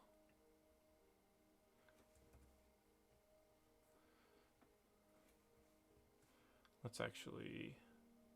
Can I underline that? Can highlight it. Yeah, there we go. And let's actually... Let's turn off syntax highlighting. To keep my parents from finding out that I knew my grandfather offered to pay and send me to a prestigious boarding school as a guise. A druid going to a boarding school. That's interesting. And actually, I'm going to make a... Let's set this as a heading to 3. And we'll say 1, 2... Notes.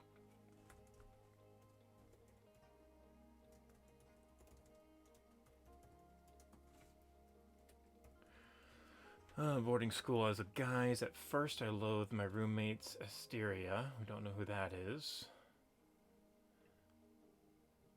Highlight. What's that keyboard shortcut? Option Command equal. Option Command equal. No. Why is that zooming my whole screen in?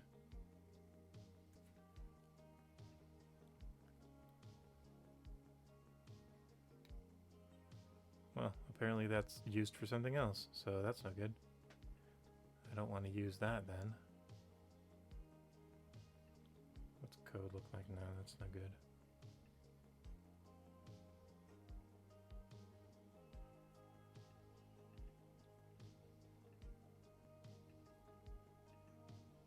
We'll just bold it.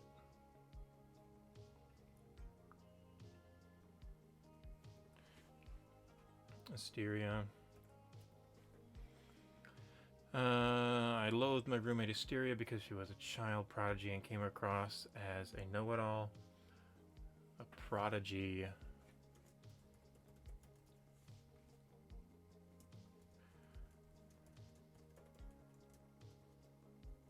Oops.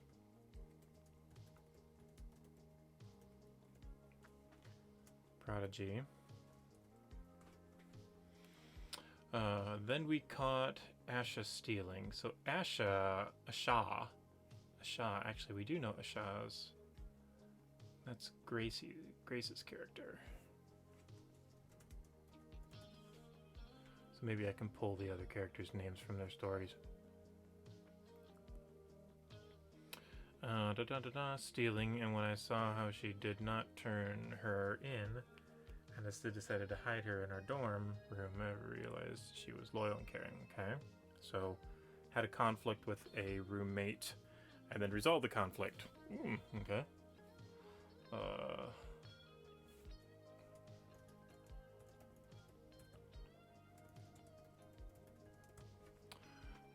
it doesn't give me much to go off of then. Normally that's not a great idea when you're making a backstory, to have like a problem and then the problem resolved. Because then you can't really do anything. That's like the story was there and then the story was told. Now the story's over, and you can't really. There's not much to use anymore. Within reason, you know. I mean, it's wibbly wobbly. You know, you could still reference it. But yeah, that's kind of not as useful. Then we caught a Shaw stealing, and when I saw. Oh wait, I already read that. Ever since then, we have grown to be an inseparable trio. Always up to mischief and protection of the underdog. Okay, so maybe Asteria is one of the characters.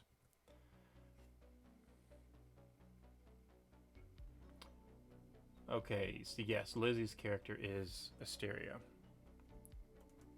That makes a bit more sense.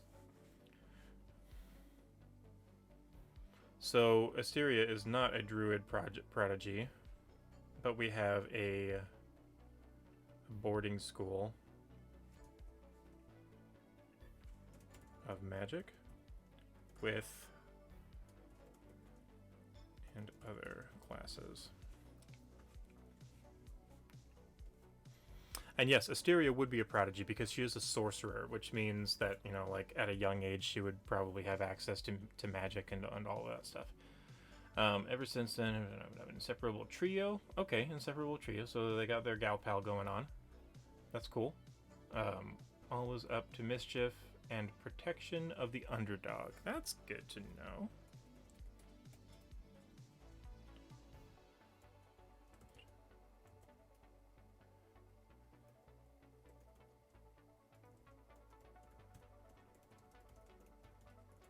That means I need to put...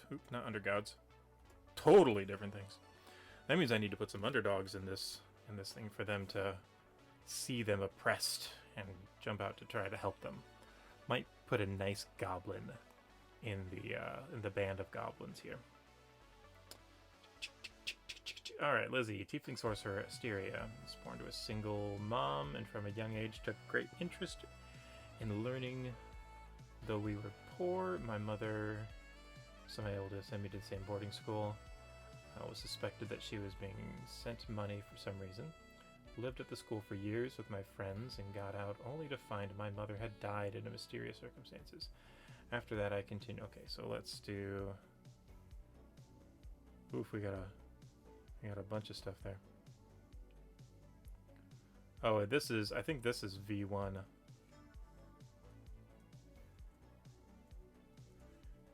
And then this is version 2.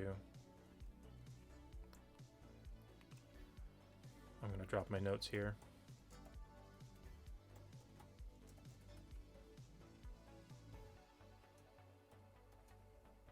I'll make those 4, 3.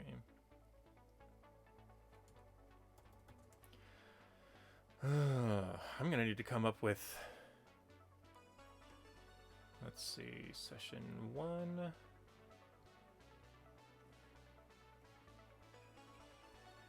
This was just some blurpy notes. World building. We're gonna have to come up with a boarding school name.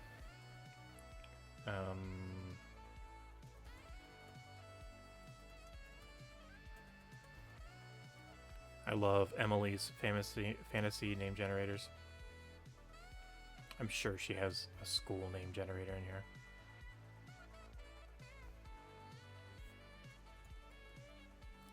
Yep, school name generator. There we go. School names.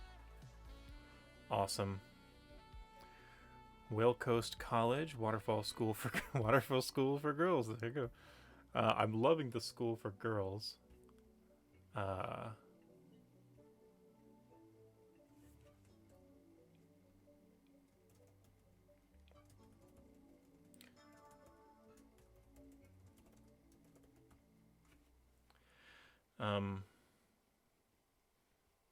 Kind of feeling like a saint. Saint blah blahs. Let's see, Laguna Beach, Grand Ridge, Somerville, Pleasant Grove. I'm thinking, is there a school in... Not Waterdeep. In Neverwinter. Nope, not that.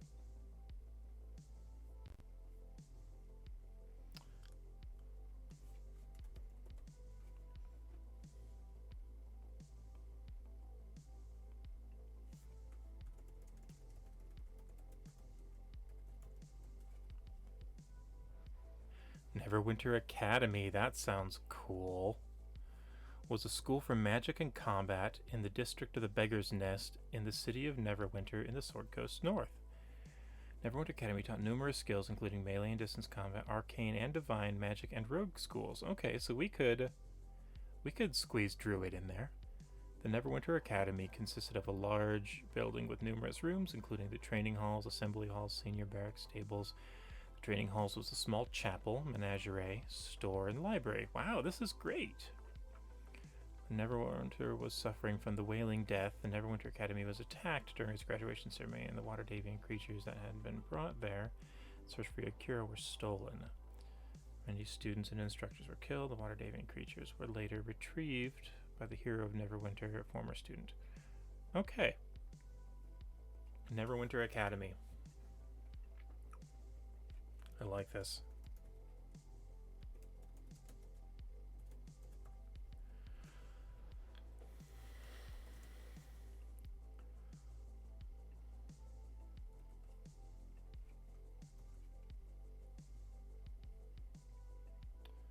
Let's turn off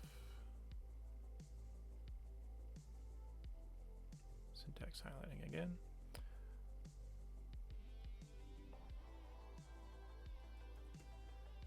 I'm just gonna straight up paste this stuff in here.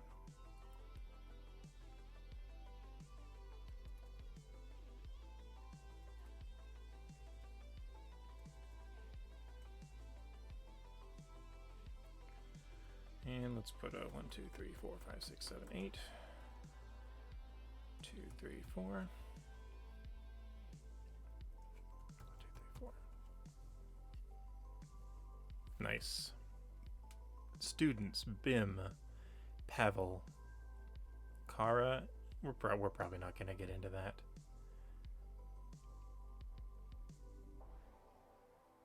Yeah. Appearances. Yeah, let's not worry about that. It's good enough. Good enough. All right. We can go ahead and close the session, zero stuff down.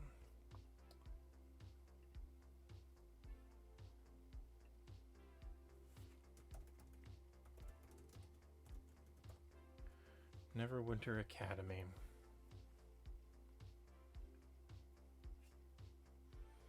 All right.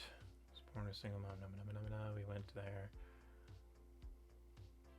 And I lived in school for years with my friends and got out only to find my mother had died in mysterious circumstances. After that, I continued my education. So because of the way my race is treated, I have a hard time with strangers, and I adventure in order to help people and save them so that I can prove to them and myself that I'm more than my demon heritage. I like that.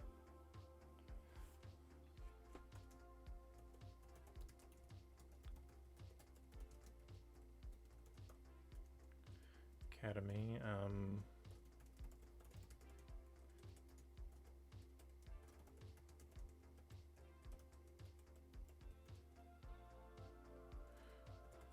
Almost said disprove. Stigma of heritage. All right. Also, this is the extended background of Lizzie, Asteria, Jordan. So, Feyre. This is Jordan's character's name. There it is.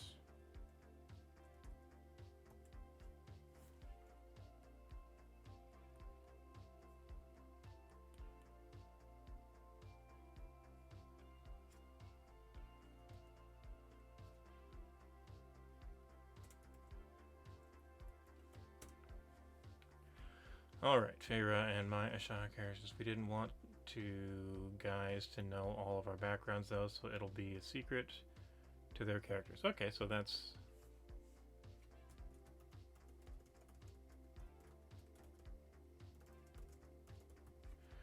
Okay, so here's our story.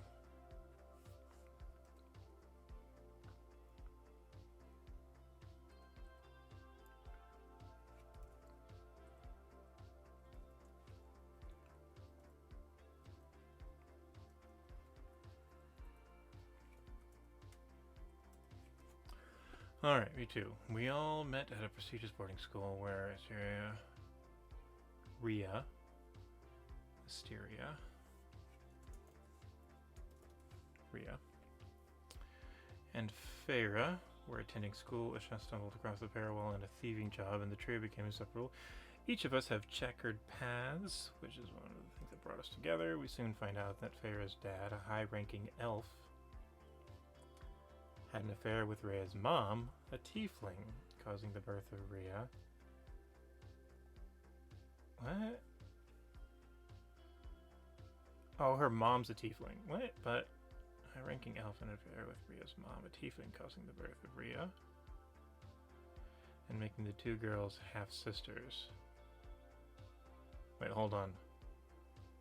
Feyre's dad had an affair with Rhea's mom. Okay, so Feyre's a half-elf, so maybe her dad... No, he's a high-ranking elf. He's not the human father. So Feyre's a half-elf, so that means her mother is human, father's elf,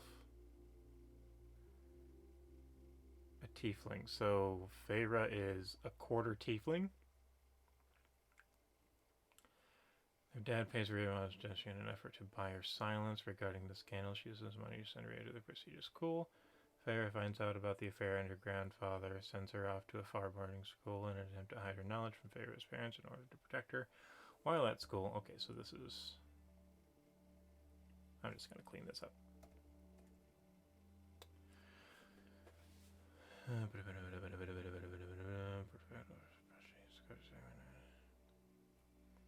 While at school, Rhea Prodigy discovers the truth about her ancestry and finds out that she and Feyre are sisters. During the holidays, turn home with Rhea, who has the only living parent, and become very close with Mother. As a tiefling, a race hated and feared by most other demon heritage, Mother's Rhea welcomes the two young vagabonds as her own daughters. Asha grew especially close to the women since her own mother passed away before she got to know her, although her attempts to relay the finer aspect of femininity to the young rogue were in vain. Okay, so many years later, when Rhea and Feyre finally finished at the boarding school, the trio returned to Rhea's home only to discover that her mother had passed away several years ago without their knowledge. After some investigation, one of Asha's specialties, and some spectacular spellcasting on the part of Feyre. Spectacular spellcasting for a level 1 character. Rhea discovers mysterious circumstances surrounding her mother's death and believes that she was murdered.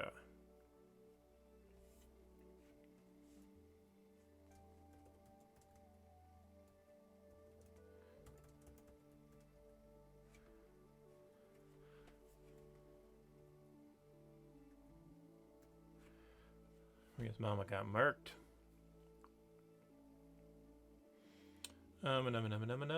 They have yet to discover that Rhea and Feyre's dad became impatient with the contentious blackmail that he was forced into by Rhea's mom and hired a known assassin rogue, Asha's old and hated mentor, Azog, to kill the tiefling.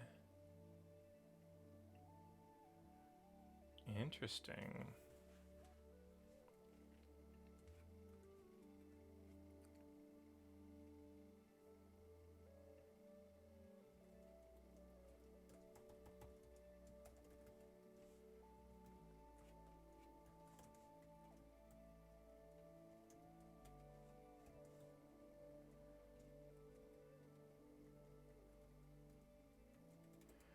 Killed the tiefling.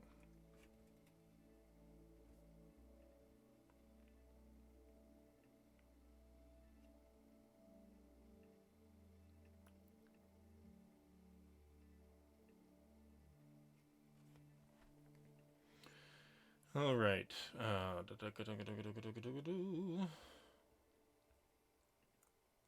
Interesting.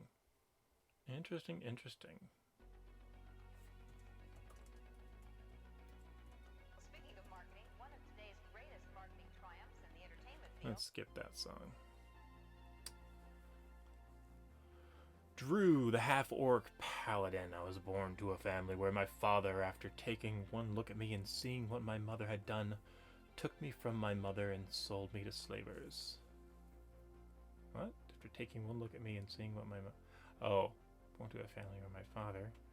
After taking one look at me... Born out of wedlock, huh? Wow, there's a lot of that going around.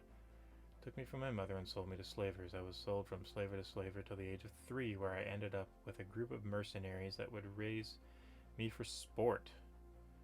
I and over 20 other creatures were trained to fight to the death in a ring for the financial gain of the Cabal. The Cabal.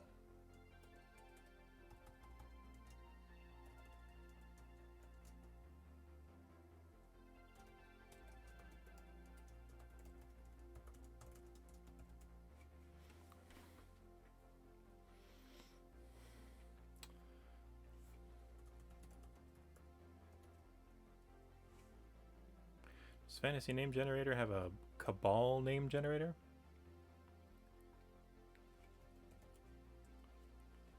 Holy cow. Emily, you're amazing.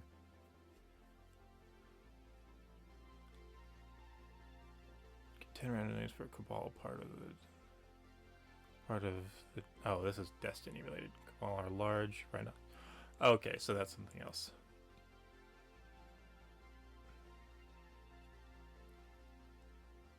Yeah, let's not worry about that.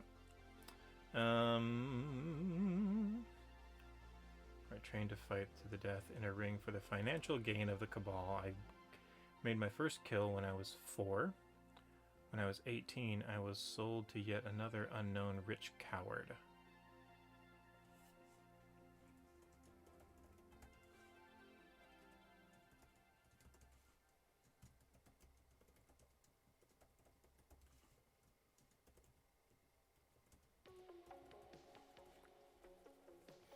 During transport, I broke free of my restraints and took my anger and hatred for every being that walks this earth, that had a hand turning me into what I am today. I'm now on the path to track down every Cabal until I find the one that ultimately created me, my father. You're a paladin, dude. This is gonna be interesting. Hey, Dragon Craze, how you doing? Oh, thank you. Yes, that, the data picture, that is because my face camera died. If I restart the stream, if I restart OBS, it'll come back. I'm not sure why it died. So I have a thing set up where I can swap out a GIF. That's the thing. But yeah, welcome to the stream. Thanks for hanging out. I'm doing, I have a new group of D&D players. Running a new game for some brand new players that haven't played before, and I'm doing my DM prep. I just finished painting all the minis for them, so if you're curious about that, all the VODs are up for the entire process. But we're just using the Lazy Dungeon Master's preparation process. So right now we're reviewing their characters.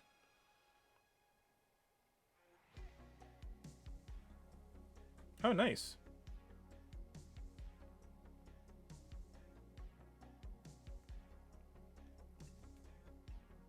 So yeah, right now we're reviewing the characters here, and just kind of some of my players have dropped a little backstory, so I'm just kind of reading through them right now and seeing if there's any adventure hooks that we can pull out. This guy, this bent on revenge, looking his father.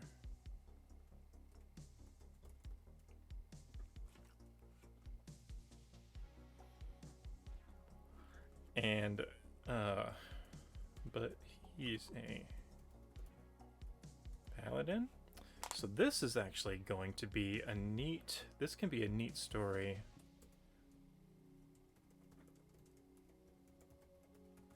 Of forgiveness and righteousness. Maybe he hasn't told me. We're starting at level 1. And in all honesty, these guys, they've never played D&D before, so they're bringing some really cool creative stuff to the table, but they don't know, they don't know the limitations. Like, we've got a tiefling sorcerer who has been casting, quote-unquote, casting powerful spells to do, you know, wonderful things in her backstory, but she's level 1. I mean, that's obviously not going to happen. But yeah, probably not a vengeance paladin. At least I doubt that he's thought that far into it. And also, this is kind of going to be an introductory game, like they've never played before. So this is just like a 4-session game to feel it out. And if they like it, then we'll probably continue onward with it. But I sincerely doubt he has thought that far. But it's a good point. Or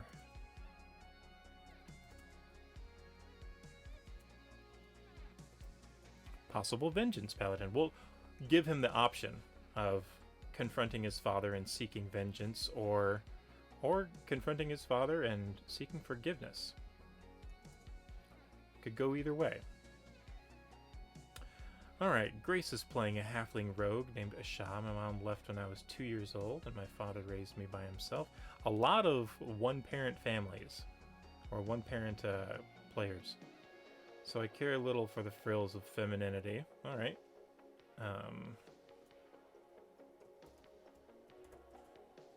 Tomboyish. Oh, nice. I've never played a paladin before. I've had an Oath of the Ancients, I believe it was, like the Green Knight stuff. But I've never played one before, so I'm not too familiar with the subclasses. My father did not care for me much about raising or teaching me, so I took it upon myself to gain an education. As a young girl roaming the streets, I found an experienced rogue to teach me in his secrets and train me in the arts of thievery, deception, and assassination. When I turned 10, my mentor attempted to sell me into slavery. Interesting.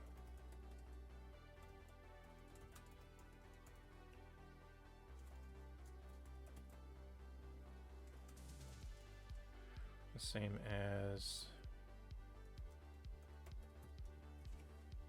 the half-orc, maybe? Ooh, first time DMing. Congratulations, man. DMing is so great. I love DMing so much, and I'm so happy for you for DMing. I've been DMing for about 4 or 5 years now, and I've learned a lot over the years. So if you have any questions or anything, feel free to ask away. I'm not the most smartest person in the world, but if anything, I might be able to point you in the right direction. In every art, slavery, but I barely escaped with my life. From thenceforth, I became distrustful of strangers, vowed to become skilled in every art, and take revenge on my betrayer one day.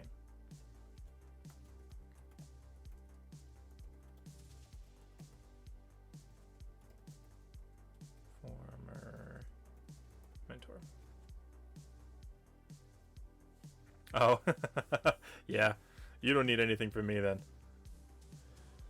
Yeah, no, that's completely fair.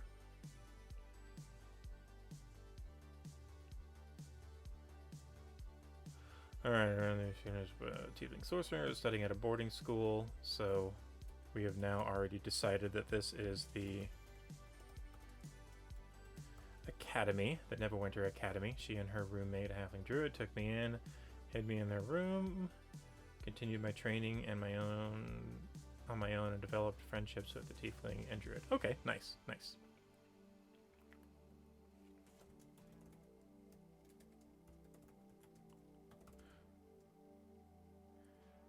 Rhea and Feyre. Characters are connected. Grace and Joe's characters. Yeah, we already know that. These are old notes. The girls know each other. We talked about this. Yeah, I already know. Okay, so we can purge notes. Alright, cool. So we still don't know anything about Caleb, the Wood Elf Ranger, Jack, Tiefling Warlock, and Chris's Halfling Cleric. We actually do know that she has a former adventurer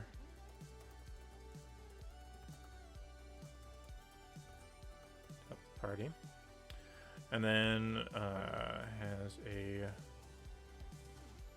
leg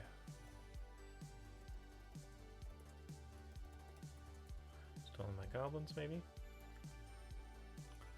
Don't know anything about... Oh, we do know a couple things about Jack's tiefling.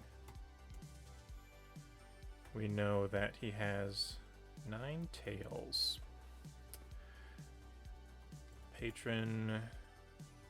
We don't know what kind of patron he has yet. It's on his character sheet, but he hasn't shown me. I want to do something with the tails.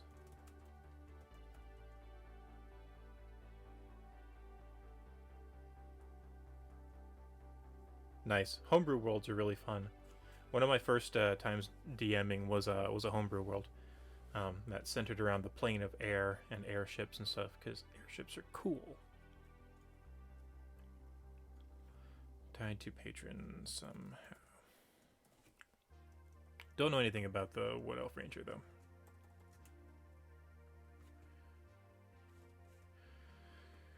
Alright, so now that we have them rooted in our minds, the next thing is to create a strong start. So for the strong start, let's go to our session world, session 1. I'm thinking of starting the players... this is spoilers for Lost Mines of Phandelver, by the way. I'm thinking of starting them in media res at the end in Wave Echo Cave with the Black Spider. And I'm thinking of doing something with a Wand of Wishes. And then... So you're in a room with blackened walls and ruined tables. So this is going to be in the Spellforge. And I'm going to change the Spellforge up a little bit and make it a bit more operational. In the book, it's been destroyed and useless and only provides a minor buff. And there really isn't like a cool climactic thing at the end of Lost Mines of Phandelver. It's just not... It's very anticlimactic. It's like you go in there and then you can like get a +1 to your armor temporarily. It's like it lasts for an hour if you stick it in the flame. And then when you mess with the Black Spider, it's like he's just looking for the Spellforge. So it's like you could look with him, but you're just like apprehending him. You're like police officers, according to the adventure.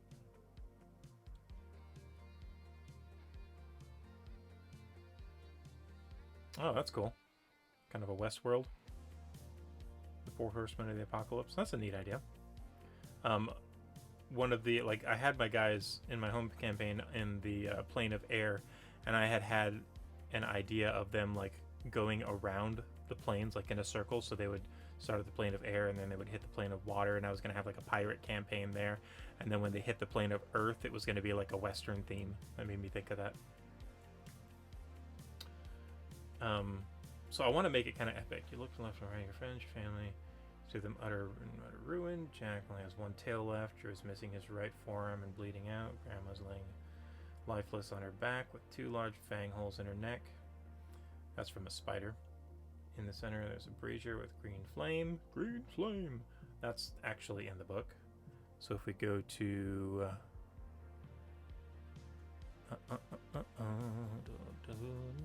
Goblin Heroes is the first adventure.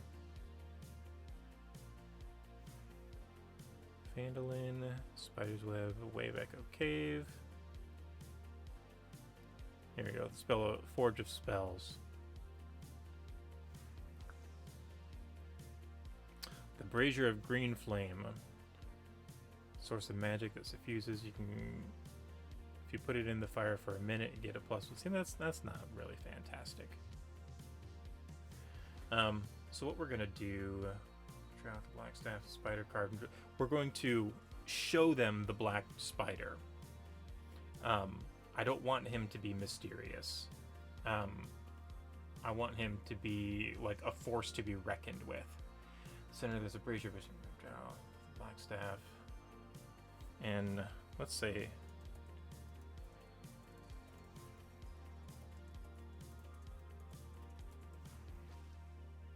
Because they're not going to know who a drow is.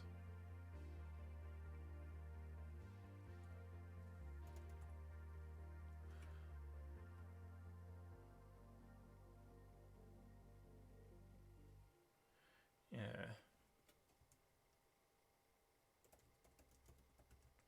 And an electrum wand in the fire. That's worded terribly. I'll fix that probably at the table. As the green stone flow up it and into his body. He says, I wish, and at that moment, a dwarf. This is Gundren. I'm going to make him a little bit more instrumental to the plot, at least in this reality. Jumps up from behind him, wrestles the wand from his hand, and says, I wish my friends were safe. That find me in Cragmaw is probably... I might be able to seed Cragmaw with that. But he's cut off as a blinding flash of light envelops everybody. And then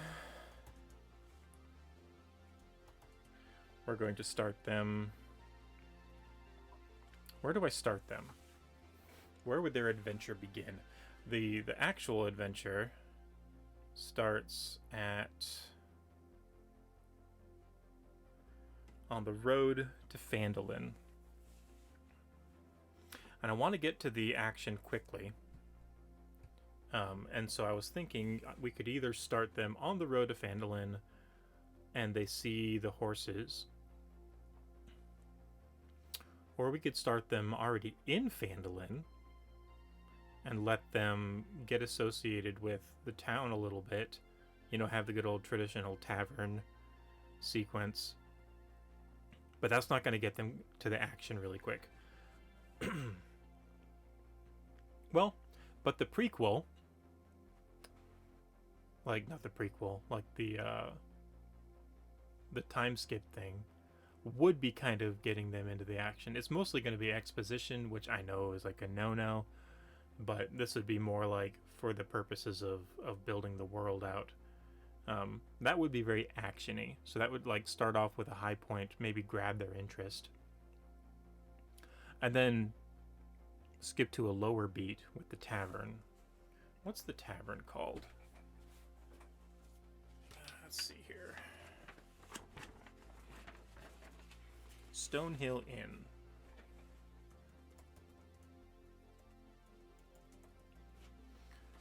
The Stonehill Inn. Let's go to Phandalin real quick. Stonehill Inn in the center of town. Fieldstone, rough-hewn timbers. The common rooms filled with local nurses' mugs, ale or cider, all of them eyeing you with curiosity. The monastery has 6 rooms for rent. That's if he comes in. Characters' other alternative for lodging is to camp outside the town, or to persuade a farmer such as Darren Edermath. Okay. So let's start them in the Stonehill Inn. Not Stonehole. A Stonehole.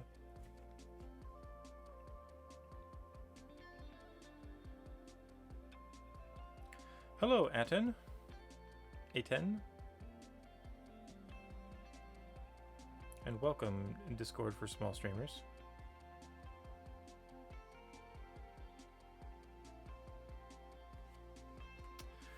Alright, let's see here. So let's have a couple things that we'll do here. We'll have some table talk.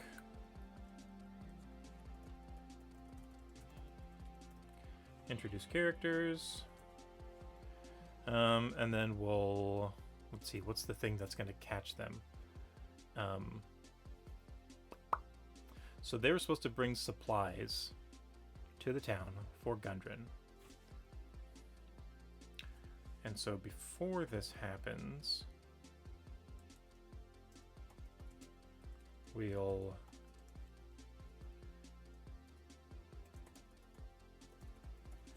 introduction. Explain the interaction with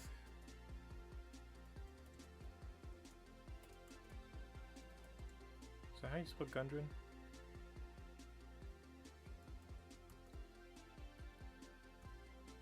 Yeah, Gundren. With Gundren and taking the job.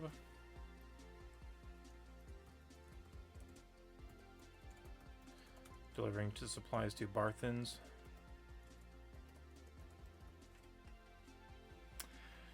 Tabletop, introducing the characters. I think introducing the characters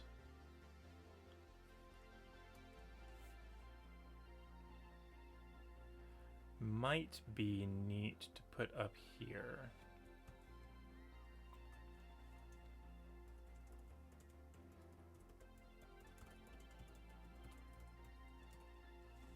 No, I think that's dumb.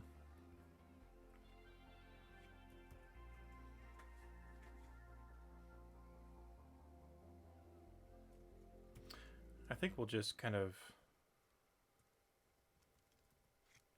Yeah.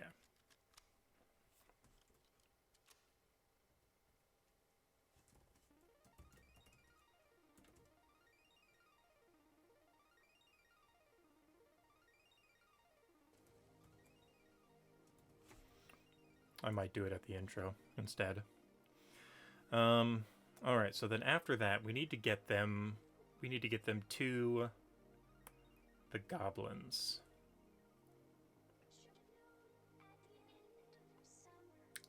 Now, I don't think, now that I'm thinking about this, getting them into the Stonehill Inn before, like, just for the sake of doing an inn scene, I don't think that's worth it. Nope. So we'll do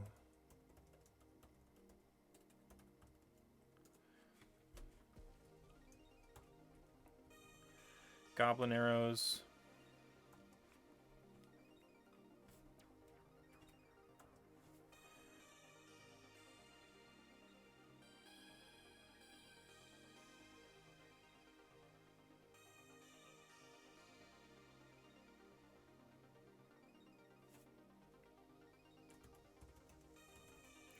So we can talk about their characters and introduce while they're traveling.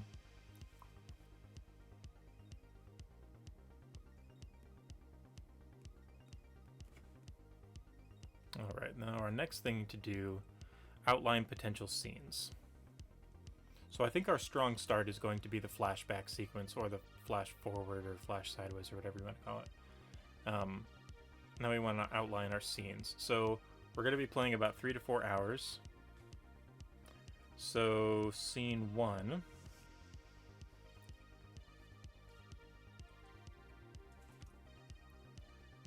What we'll do is we'll actually call this On the Road.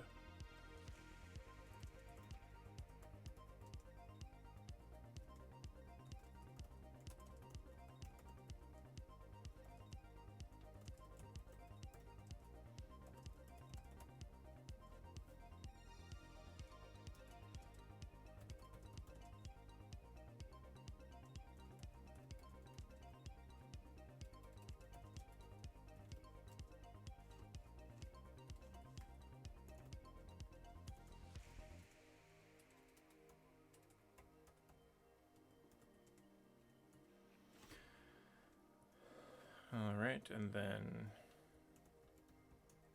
ambushed.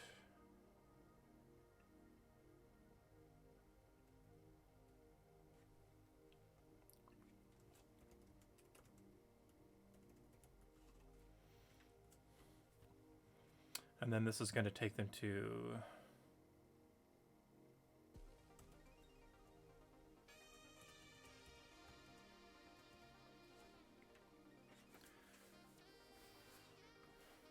so I think in the forest on the way to Cragmaw Cave, there is some traps. I think I'm going to skip the traps.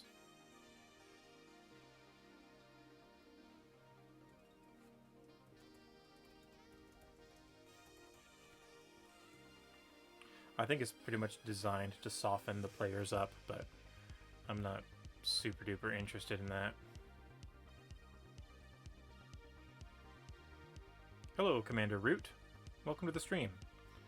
I am prepping for an adventure of Lost Mines of Phandelver for a group of new players. Haven't played D&D before.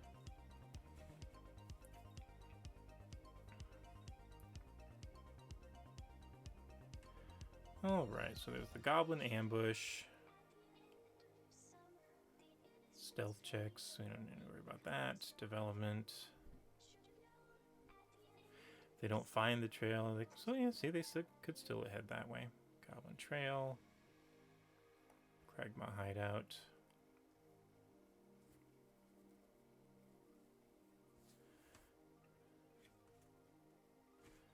Alright, and so in the Kragma Cave we have the... So in the area 2 there's goblins waiting to ambush them.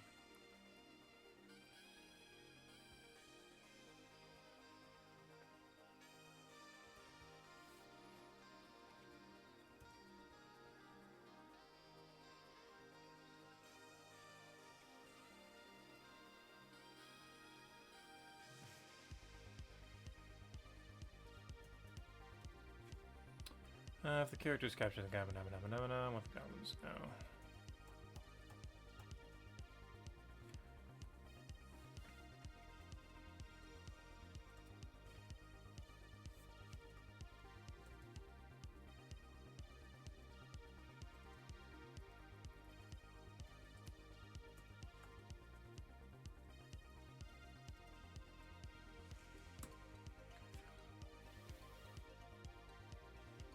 Okay. Cave mouth.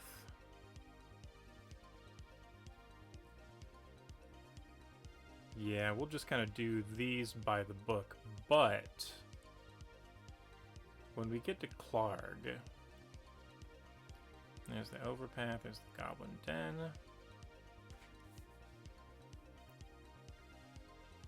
And Sildar.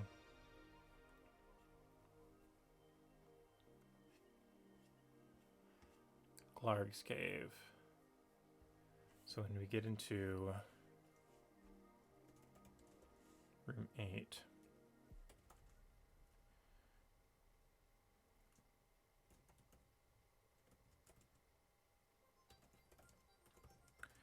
there is a...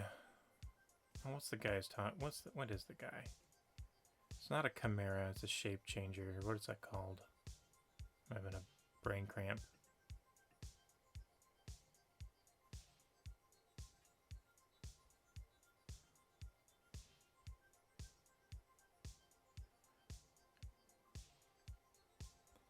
What are they called? What's the guy that changes his appearance? Can like turn into other things as a creature.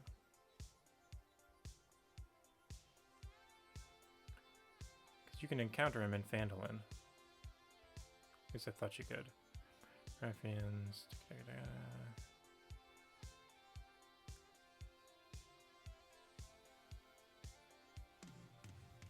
Oh goodness, I have to look it up. 5e. Shapeshifter, is that what they're called?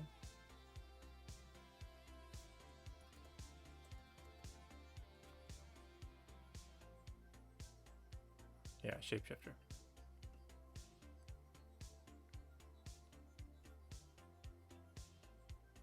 Doppelganger, that's it. Doppelganger. Talking with the doppelganger. Because I want to see the doppelganger. But,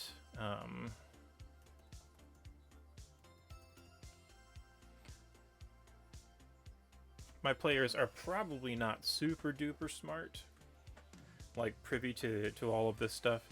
So the doppelganger looks like a, let's say, human woman. I think there's a, I know he's in Kragmar. Let's way back a cave.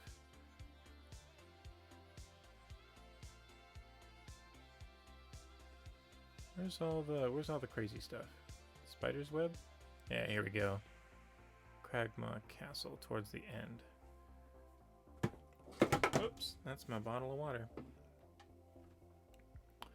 The King's Court. There's a doppelganger. Groll is attended by Snarl, a wolf, and a doppelganger is a female drow.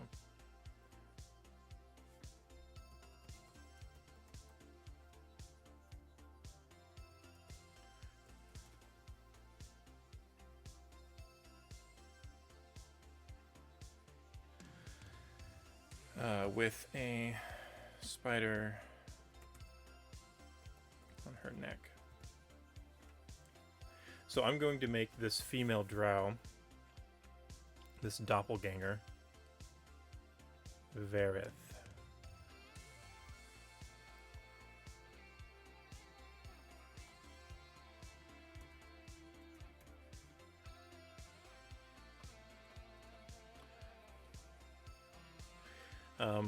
I'm gonna make it so that she's like branded, or well, it's not a she necessarily, but the doppelganger Verith is branded by the black spider, with and kind of like under his control and like in his servitude, because she's like cursed with this spider on on her neck. And no matter what she changes into, she's still like that's permanent. So she could turn into like a human, but there would be a spider tattoo on her neck. So I'm gonna like have them wear scarves and, you know, high collared shirts and stuff like that. But that way, when the players see them around town, they might think that they're like a part of the cult of the Black Spider, or followers of the Black Spider, or whatever. And eventually they'll find out that it was the same person. And I want them in here talking to Clark, because I want them to experience that. And like a little bit of a switcheroo too. Think that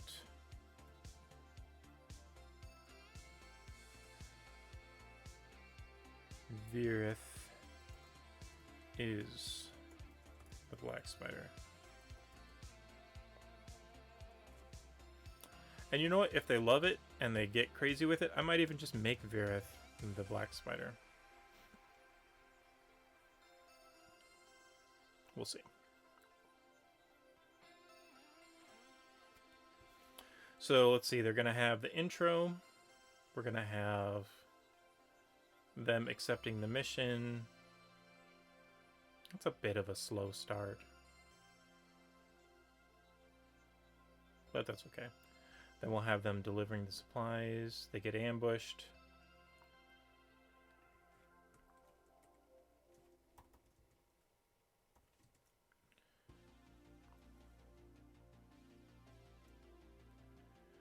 And then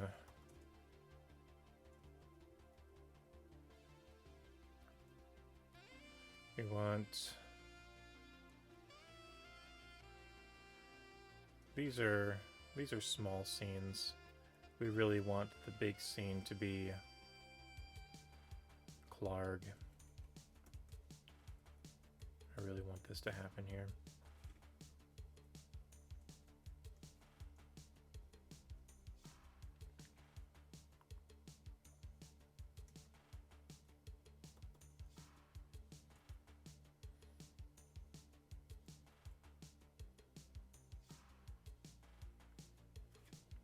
I think that's kind of it. I'm pretty much familiar with the rest of it. What else do we have here? Punch scenes, divine secrets and clues. Secrets and clues.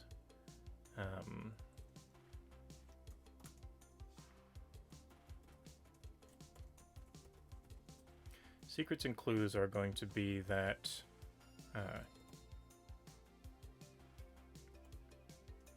let's see, there is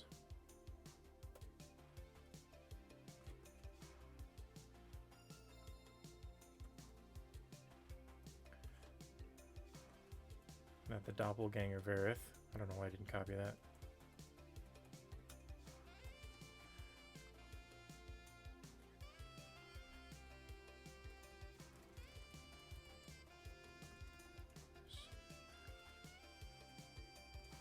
Actually, is trying to keep people away from Wave Echo Cave. Until, yeah, just Wave Echo Cave. The Forge of Spells. And let's say it enhances the magical properties of any as well as creates them. Let's see. What are some other secrets and clues that they could find here? The Goblin, Kragma, hate, Clarg.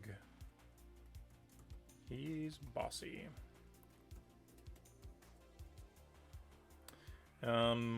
Let's see what else.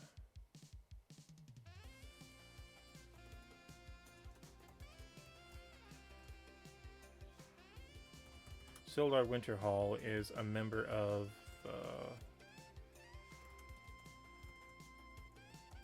the Lord's Alliance.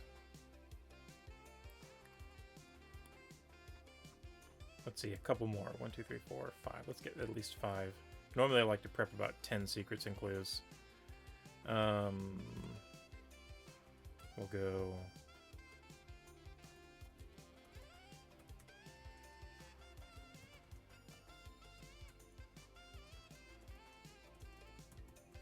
Mark on her neck.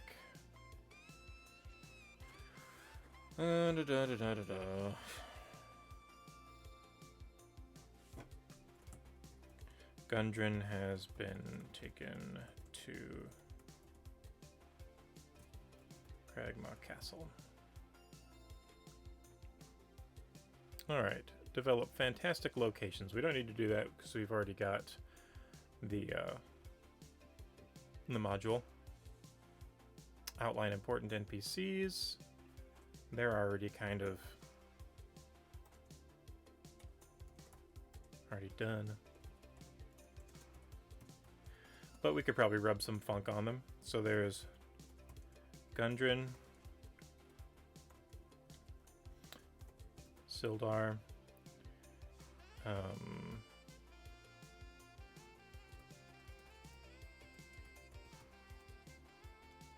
so Gundren, we'll say he's from Neverwinter.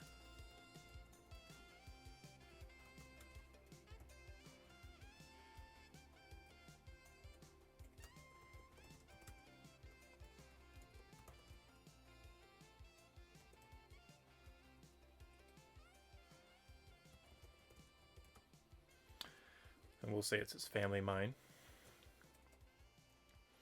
And I kind of like the mannerisms from Storm King's Thunder, where the dwarves say ro or da after each sentence.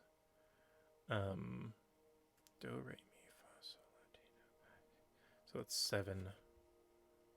Can we roll a dice real quick to see what his thing? Let's do a D8. 3. Me it is.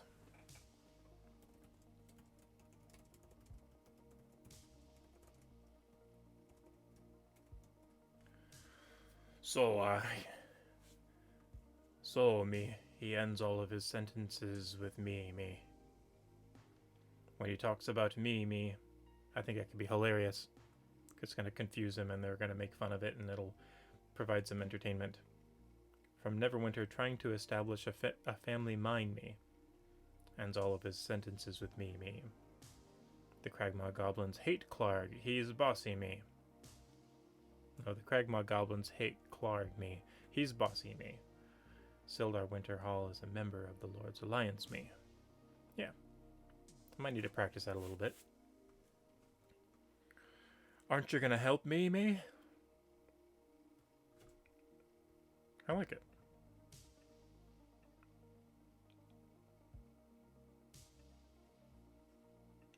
Ooh, it's getting late.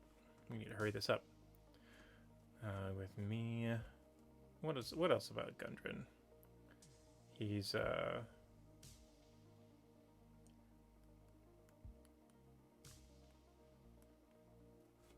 we look back over our players...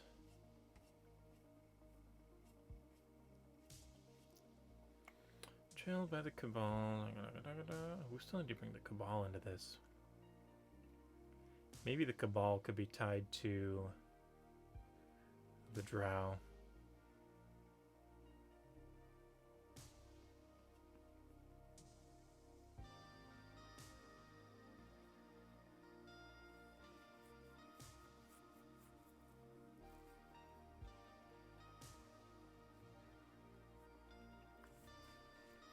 Let's see. As always, sentence with me. Let's see.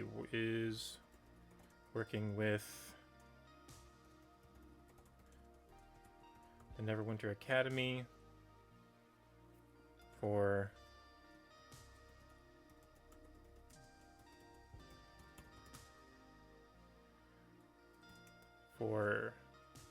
adventurer work placements. So he approaches the Neverwinter Academy looking for adventurers to help him out. So they're like school dudes. And he's using that to round out his numbers. Like round out his number of party members. Alright, Sildar.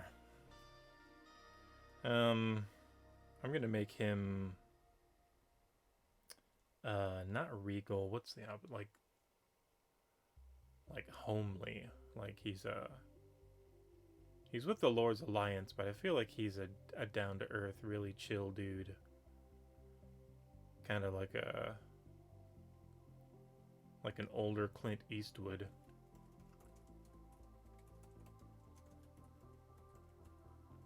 That's like hard edges, a rough face, but he can have a gentle demeanor until you tick him off.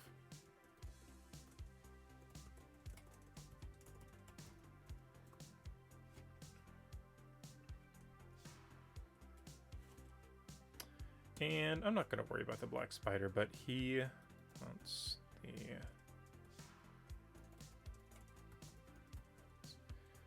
the Forge of Spells to a Wand of Wishes.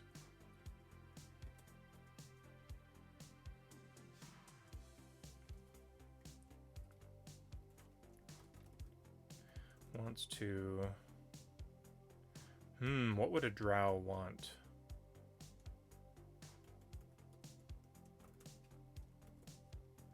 Destroy the sun.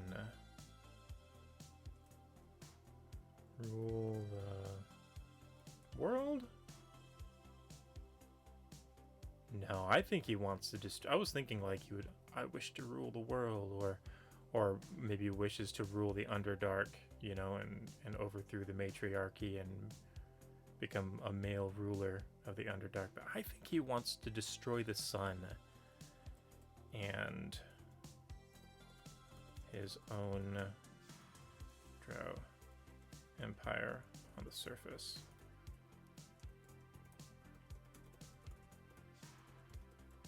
Compete with the Underdark. I think that's what he wants.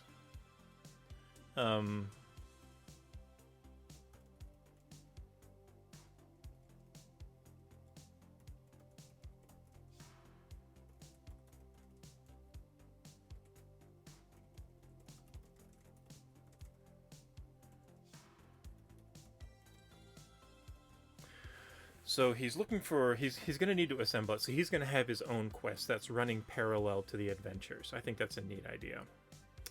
So he needs an Electrum rod. What kind of a gem? Is the Wand of Wishes even a thing?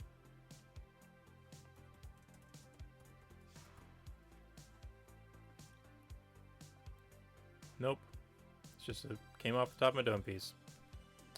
I'm thinking A diamond kind of sounds neat, but like it seems like that might make the most sense because of like the clarity and the different spectrum of colors that goes through it.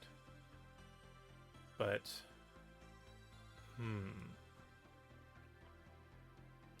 kind of want something a little crazier. What's the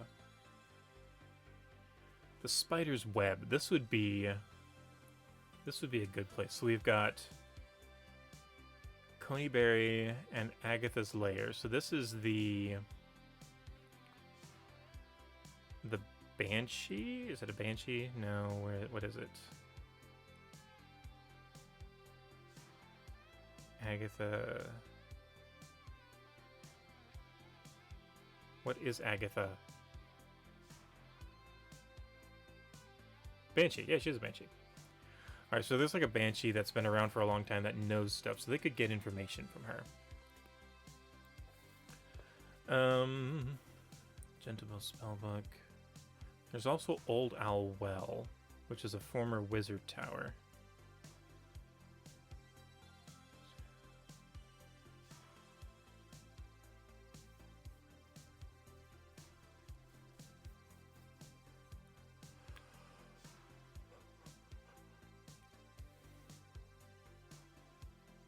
And then there's the Ruins of Thunder Tree with a dragon. So we could do something with the dragon.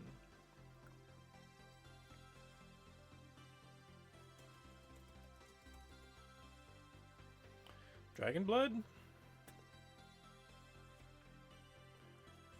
Dragon fang?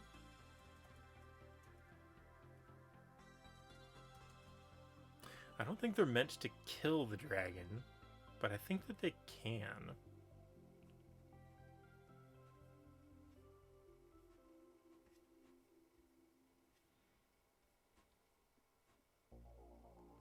There's also a bunch of blights in there. Young dragon named Venom Fang recently climbed the tower, passing up. Characters drive away. Okay, so they're expected to drive Venom Fang away. Given the level, the characters aren't likely to slay the dragon, but it is worth. Okay.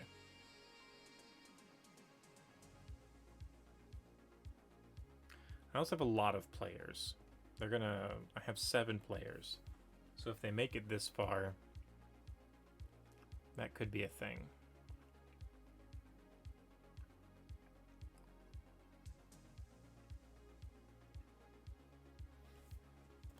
I'm going to say a dragon eye.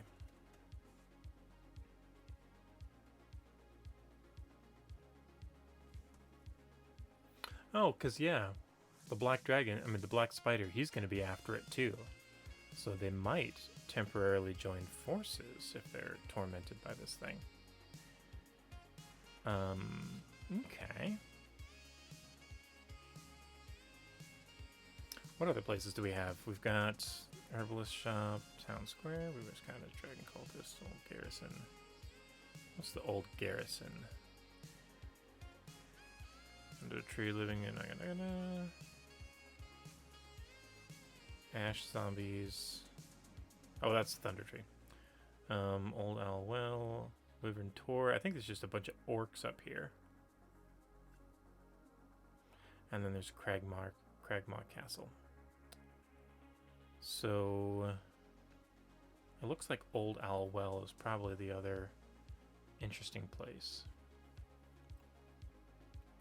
Currently occupied by a mage who's exploring the site in hope of gleaning arcane lore.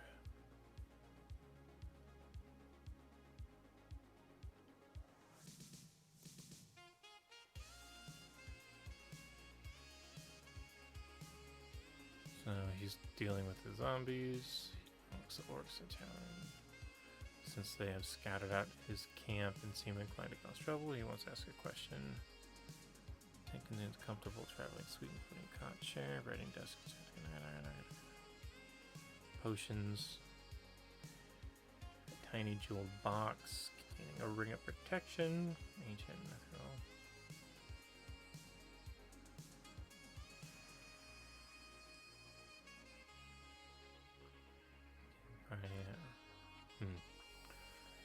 An electrum rod, a dragon eye.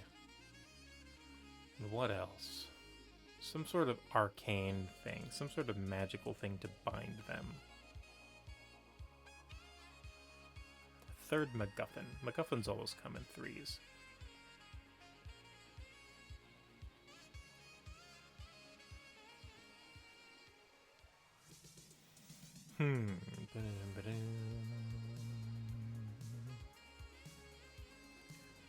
Electrum Rod. Dragon Eye will be at the bottom, like at the base of the wand. Let's see, Harry Potter, when they make wands, it's wood and then there's a core. Dragon Heartstring. But we're not going to go Dragon Heartstring. I don't know, that might be a fun Potter reference. Dragon Heartstring and Electrum Rod.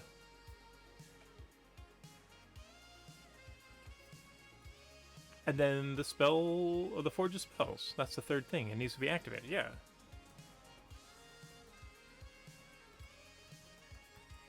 Yeah, that's the three things.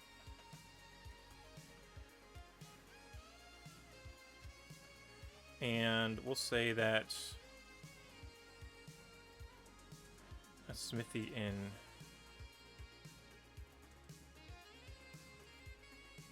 He's with Vandalin.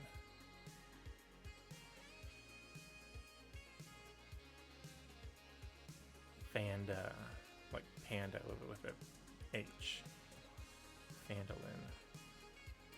And that way the doppelganger can be in Fandolin trying to deal with the smithy causing trouble to try and get the rod made. And this is going to be in... what's the name of the place? Thunder Tree?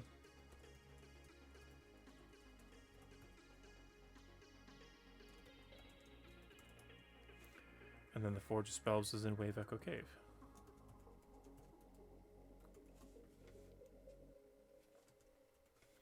Okay. So that's our... My secrets and clues kind of morphed into my important NPCs. Let's see, we got relevant monsters. We didn't need to pick that. We've already got monsters. And magic item rewards. So the party did request some magic items, and I told them I might put them in, but that I wouldn't tell them if I did or not.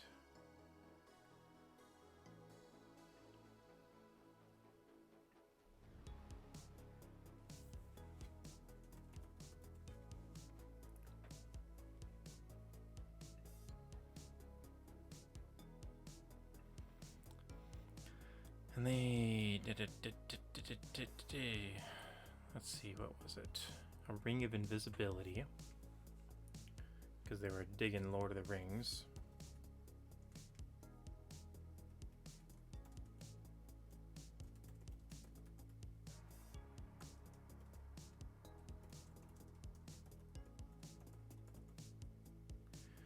A ring of invisibility. What was the other one? An ice staff.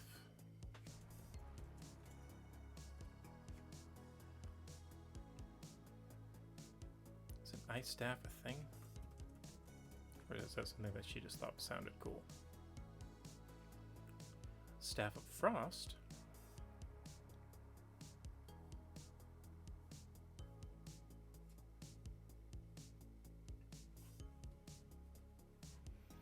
Resistance to cold damage when you hold the staff. That was 10 charges. Cone of Cold, Fog Cloud, Ice Storm, and Wall of Ice. Druid, Sorcerer, Warlock, Wizard.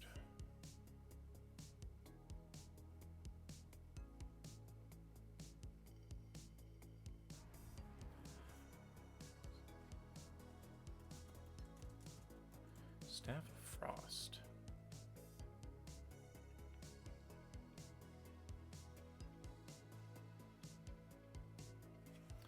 Ring of Invisibility would be good for a rogue. What would be good for a druid?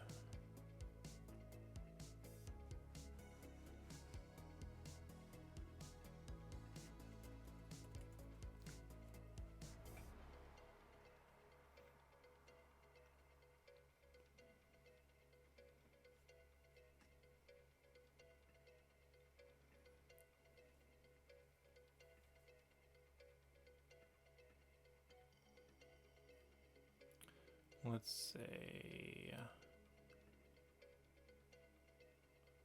none. I'll just clear them all. Let's say we'll pick up some stuff from the DMG. And let's go Lost Mines of Fandelver.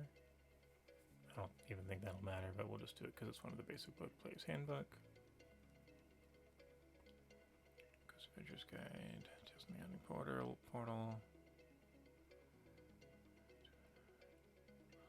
Guide to Monsters. Xanathars.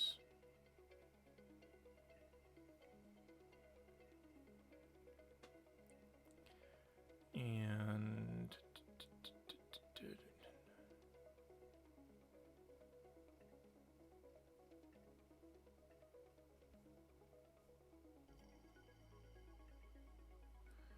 all right. Let's go rarity. Gleaming.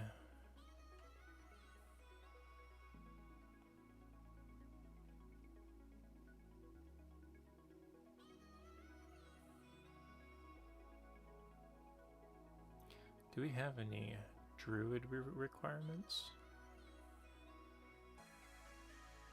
Requires attunement by.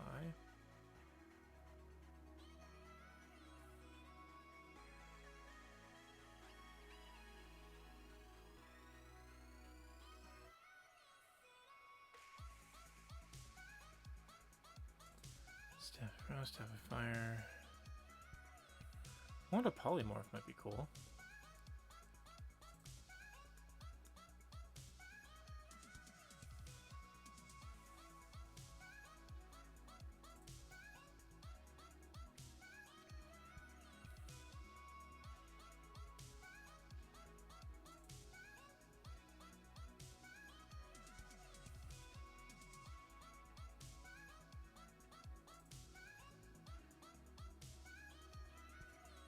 What's in Lost Mine of Fandelver?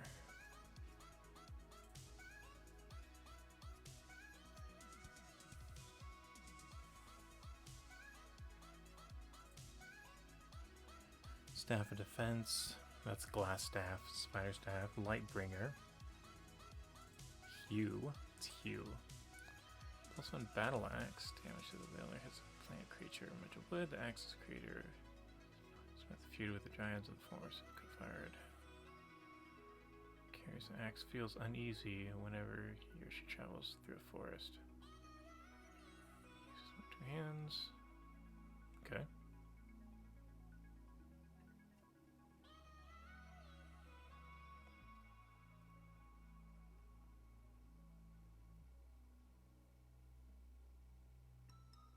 Oh, that's right. Lightbringer and Dragagard, they're in the Spell Forge. Forge of Spells.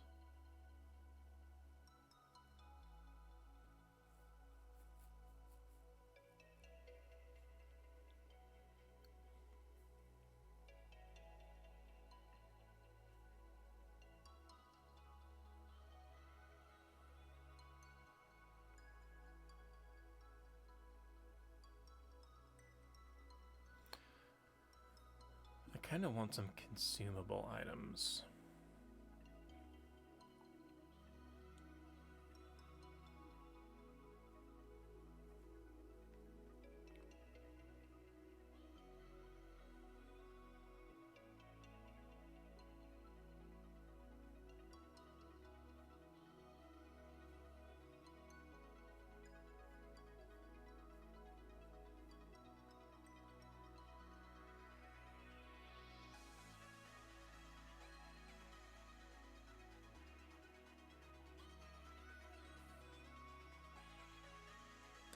So not sure if it's consumable or not.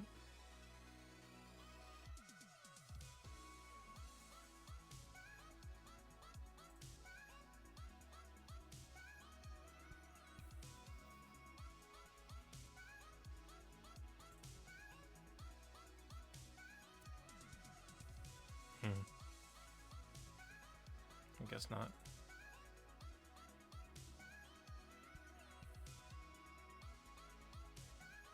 Well, let's just pick some lower tier ones then. Let's go.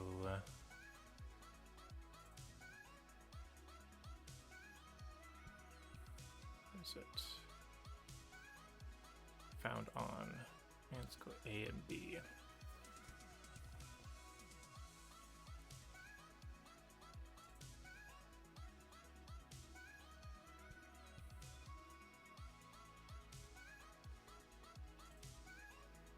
The rope of climbing.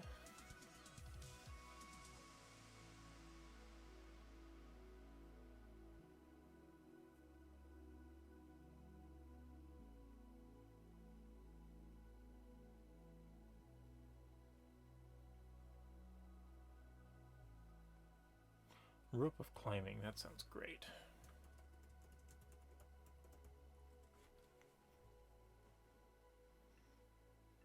What's this do? Land of creatures and objects are visible as long as they are in the light's bright light.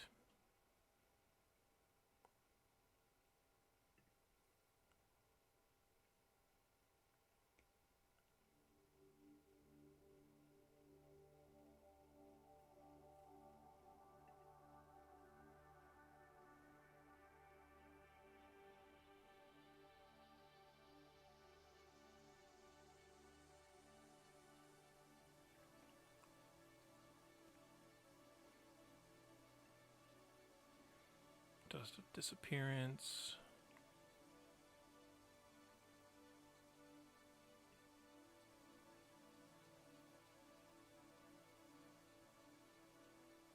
I like the alchemy jug.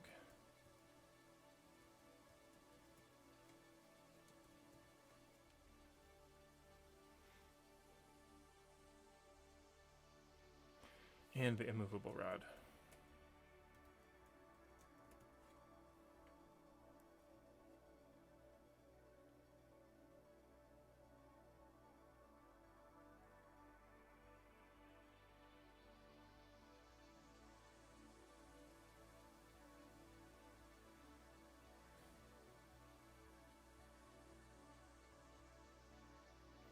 Yep, I think we're good.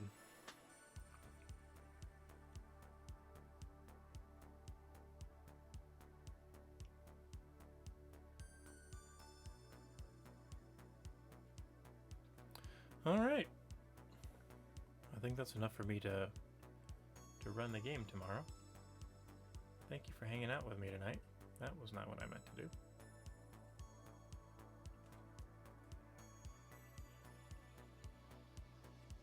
This isn't a normal prep because I'm using a module. I typically don't use modules, but I'm using it to save some time. But thank you so much for hanging out with me.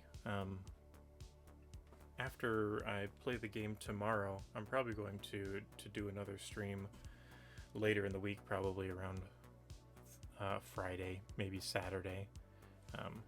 And the... Oh, words, John. It's getting late.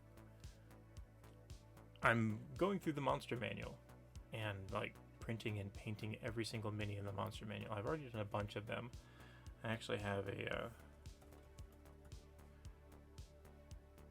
spreadsheet that I've been working on. Pulling it up right now. Come on. Oop. There it is. This is a spreadsheet that I've been working on with all the monsters in the monster manual. All of these ones that are green here are completely done, and then this is the progress of others. So I have an Arcana Loth, I have an STL for it, I supported it, haven't printed it yet. But like this one, this ape. Actually, I think I finished painting the ape. I probably need to update this list. But it says here that I've primed it, and that I just need to paint it, and then it'll be done. And then all of these blue ones are like stuff that I can sub other minis for. So for example, a beholder zombie. I'd eventually like to make a beholder zombie, but I have a beholder, and so I could use the beholder as a beholder zombie if I needed to. Same thing with like a black bear. I have a brown bear, and I could use a brown bear instead of a black bear. But I have a whole bunch of them already done. But my goal is to get the entire monster manual. I have 236 painted and 79 done. So this here is like how many different lines are done. Like I have one of each. But some of these, if you'll notice, like NPC humans, I have 6 of those. So that's that. I actually have 236 minis that I've painted. But this is 79 out of 493. And then 45 of these can be subbed. So really I have, what's 79 plus 45? 124 minis that I can actually play with.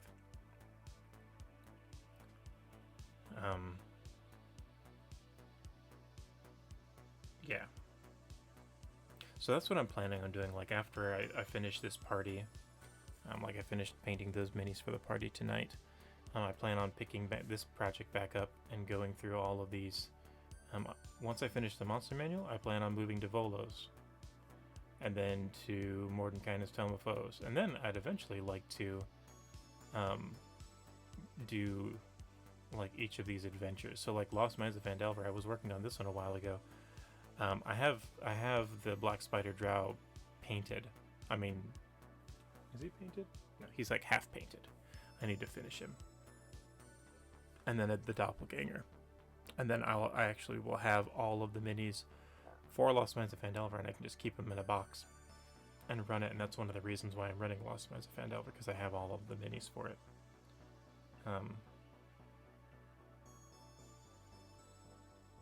But that's kind of the idea. I also have some terrain that I've been working on for Lost Mines of Phandelver, but that's over ambitious. So if you're interested in this stuff and you want to follow me on my journey to print the entire monster manual, feel free to follow. I'd be happy to have you. And hope you guys have a good night. Y'all be good.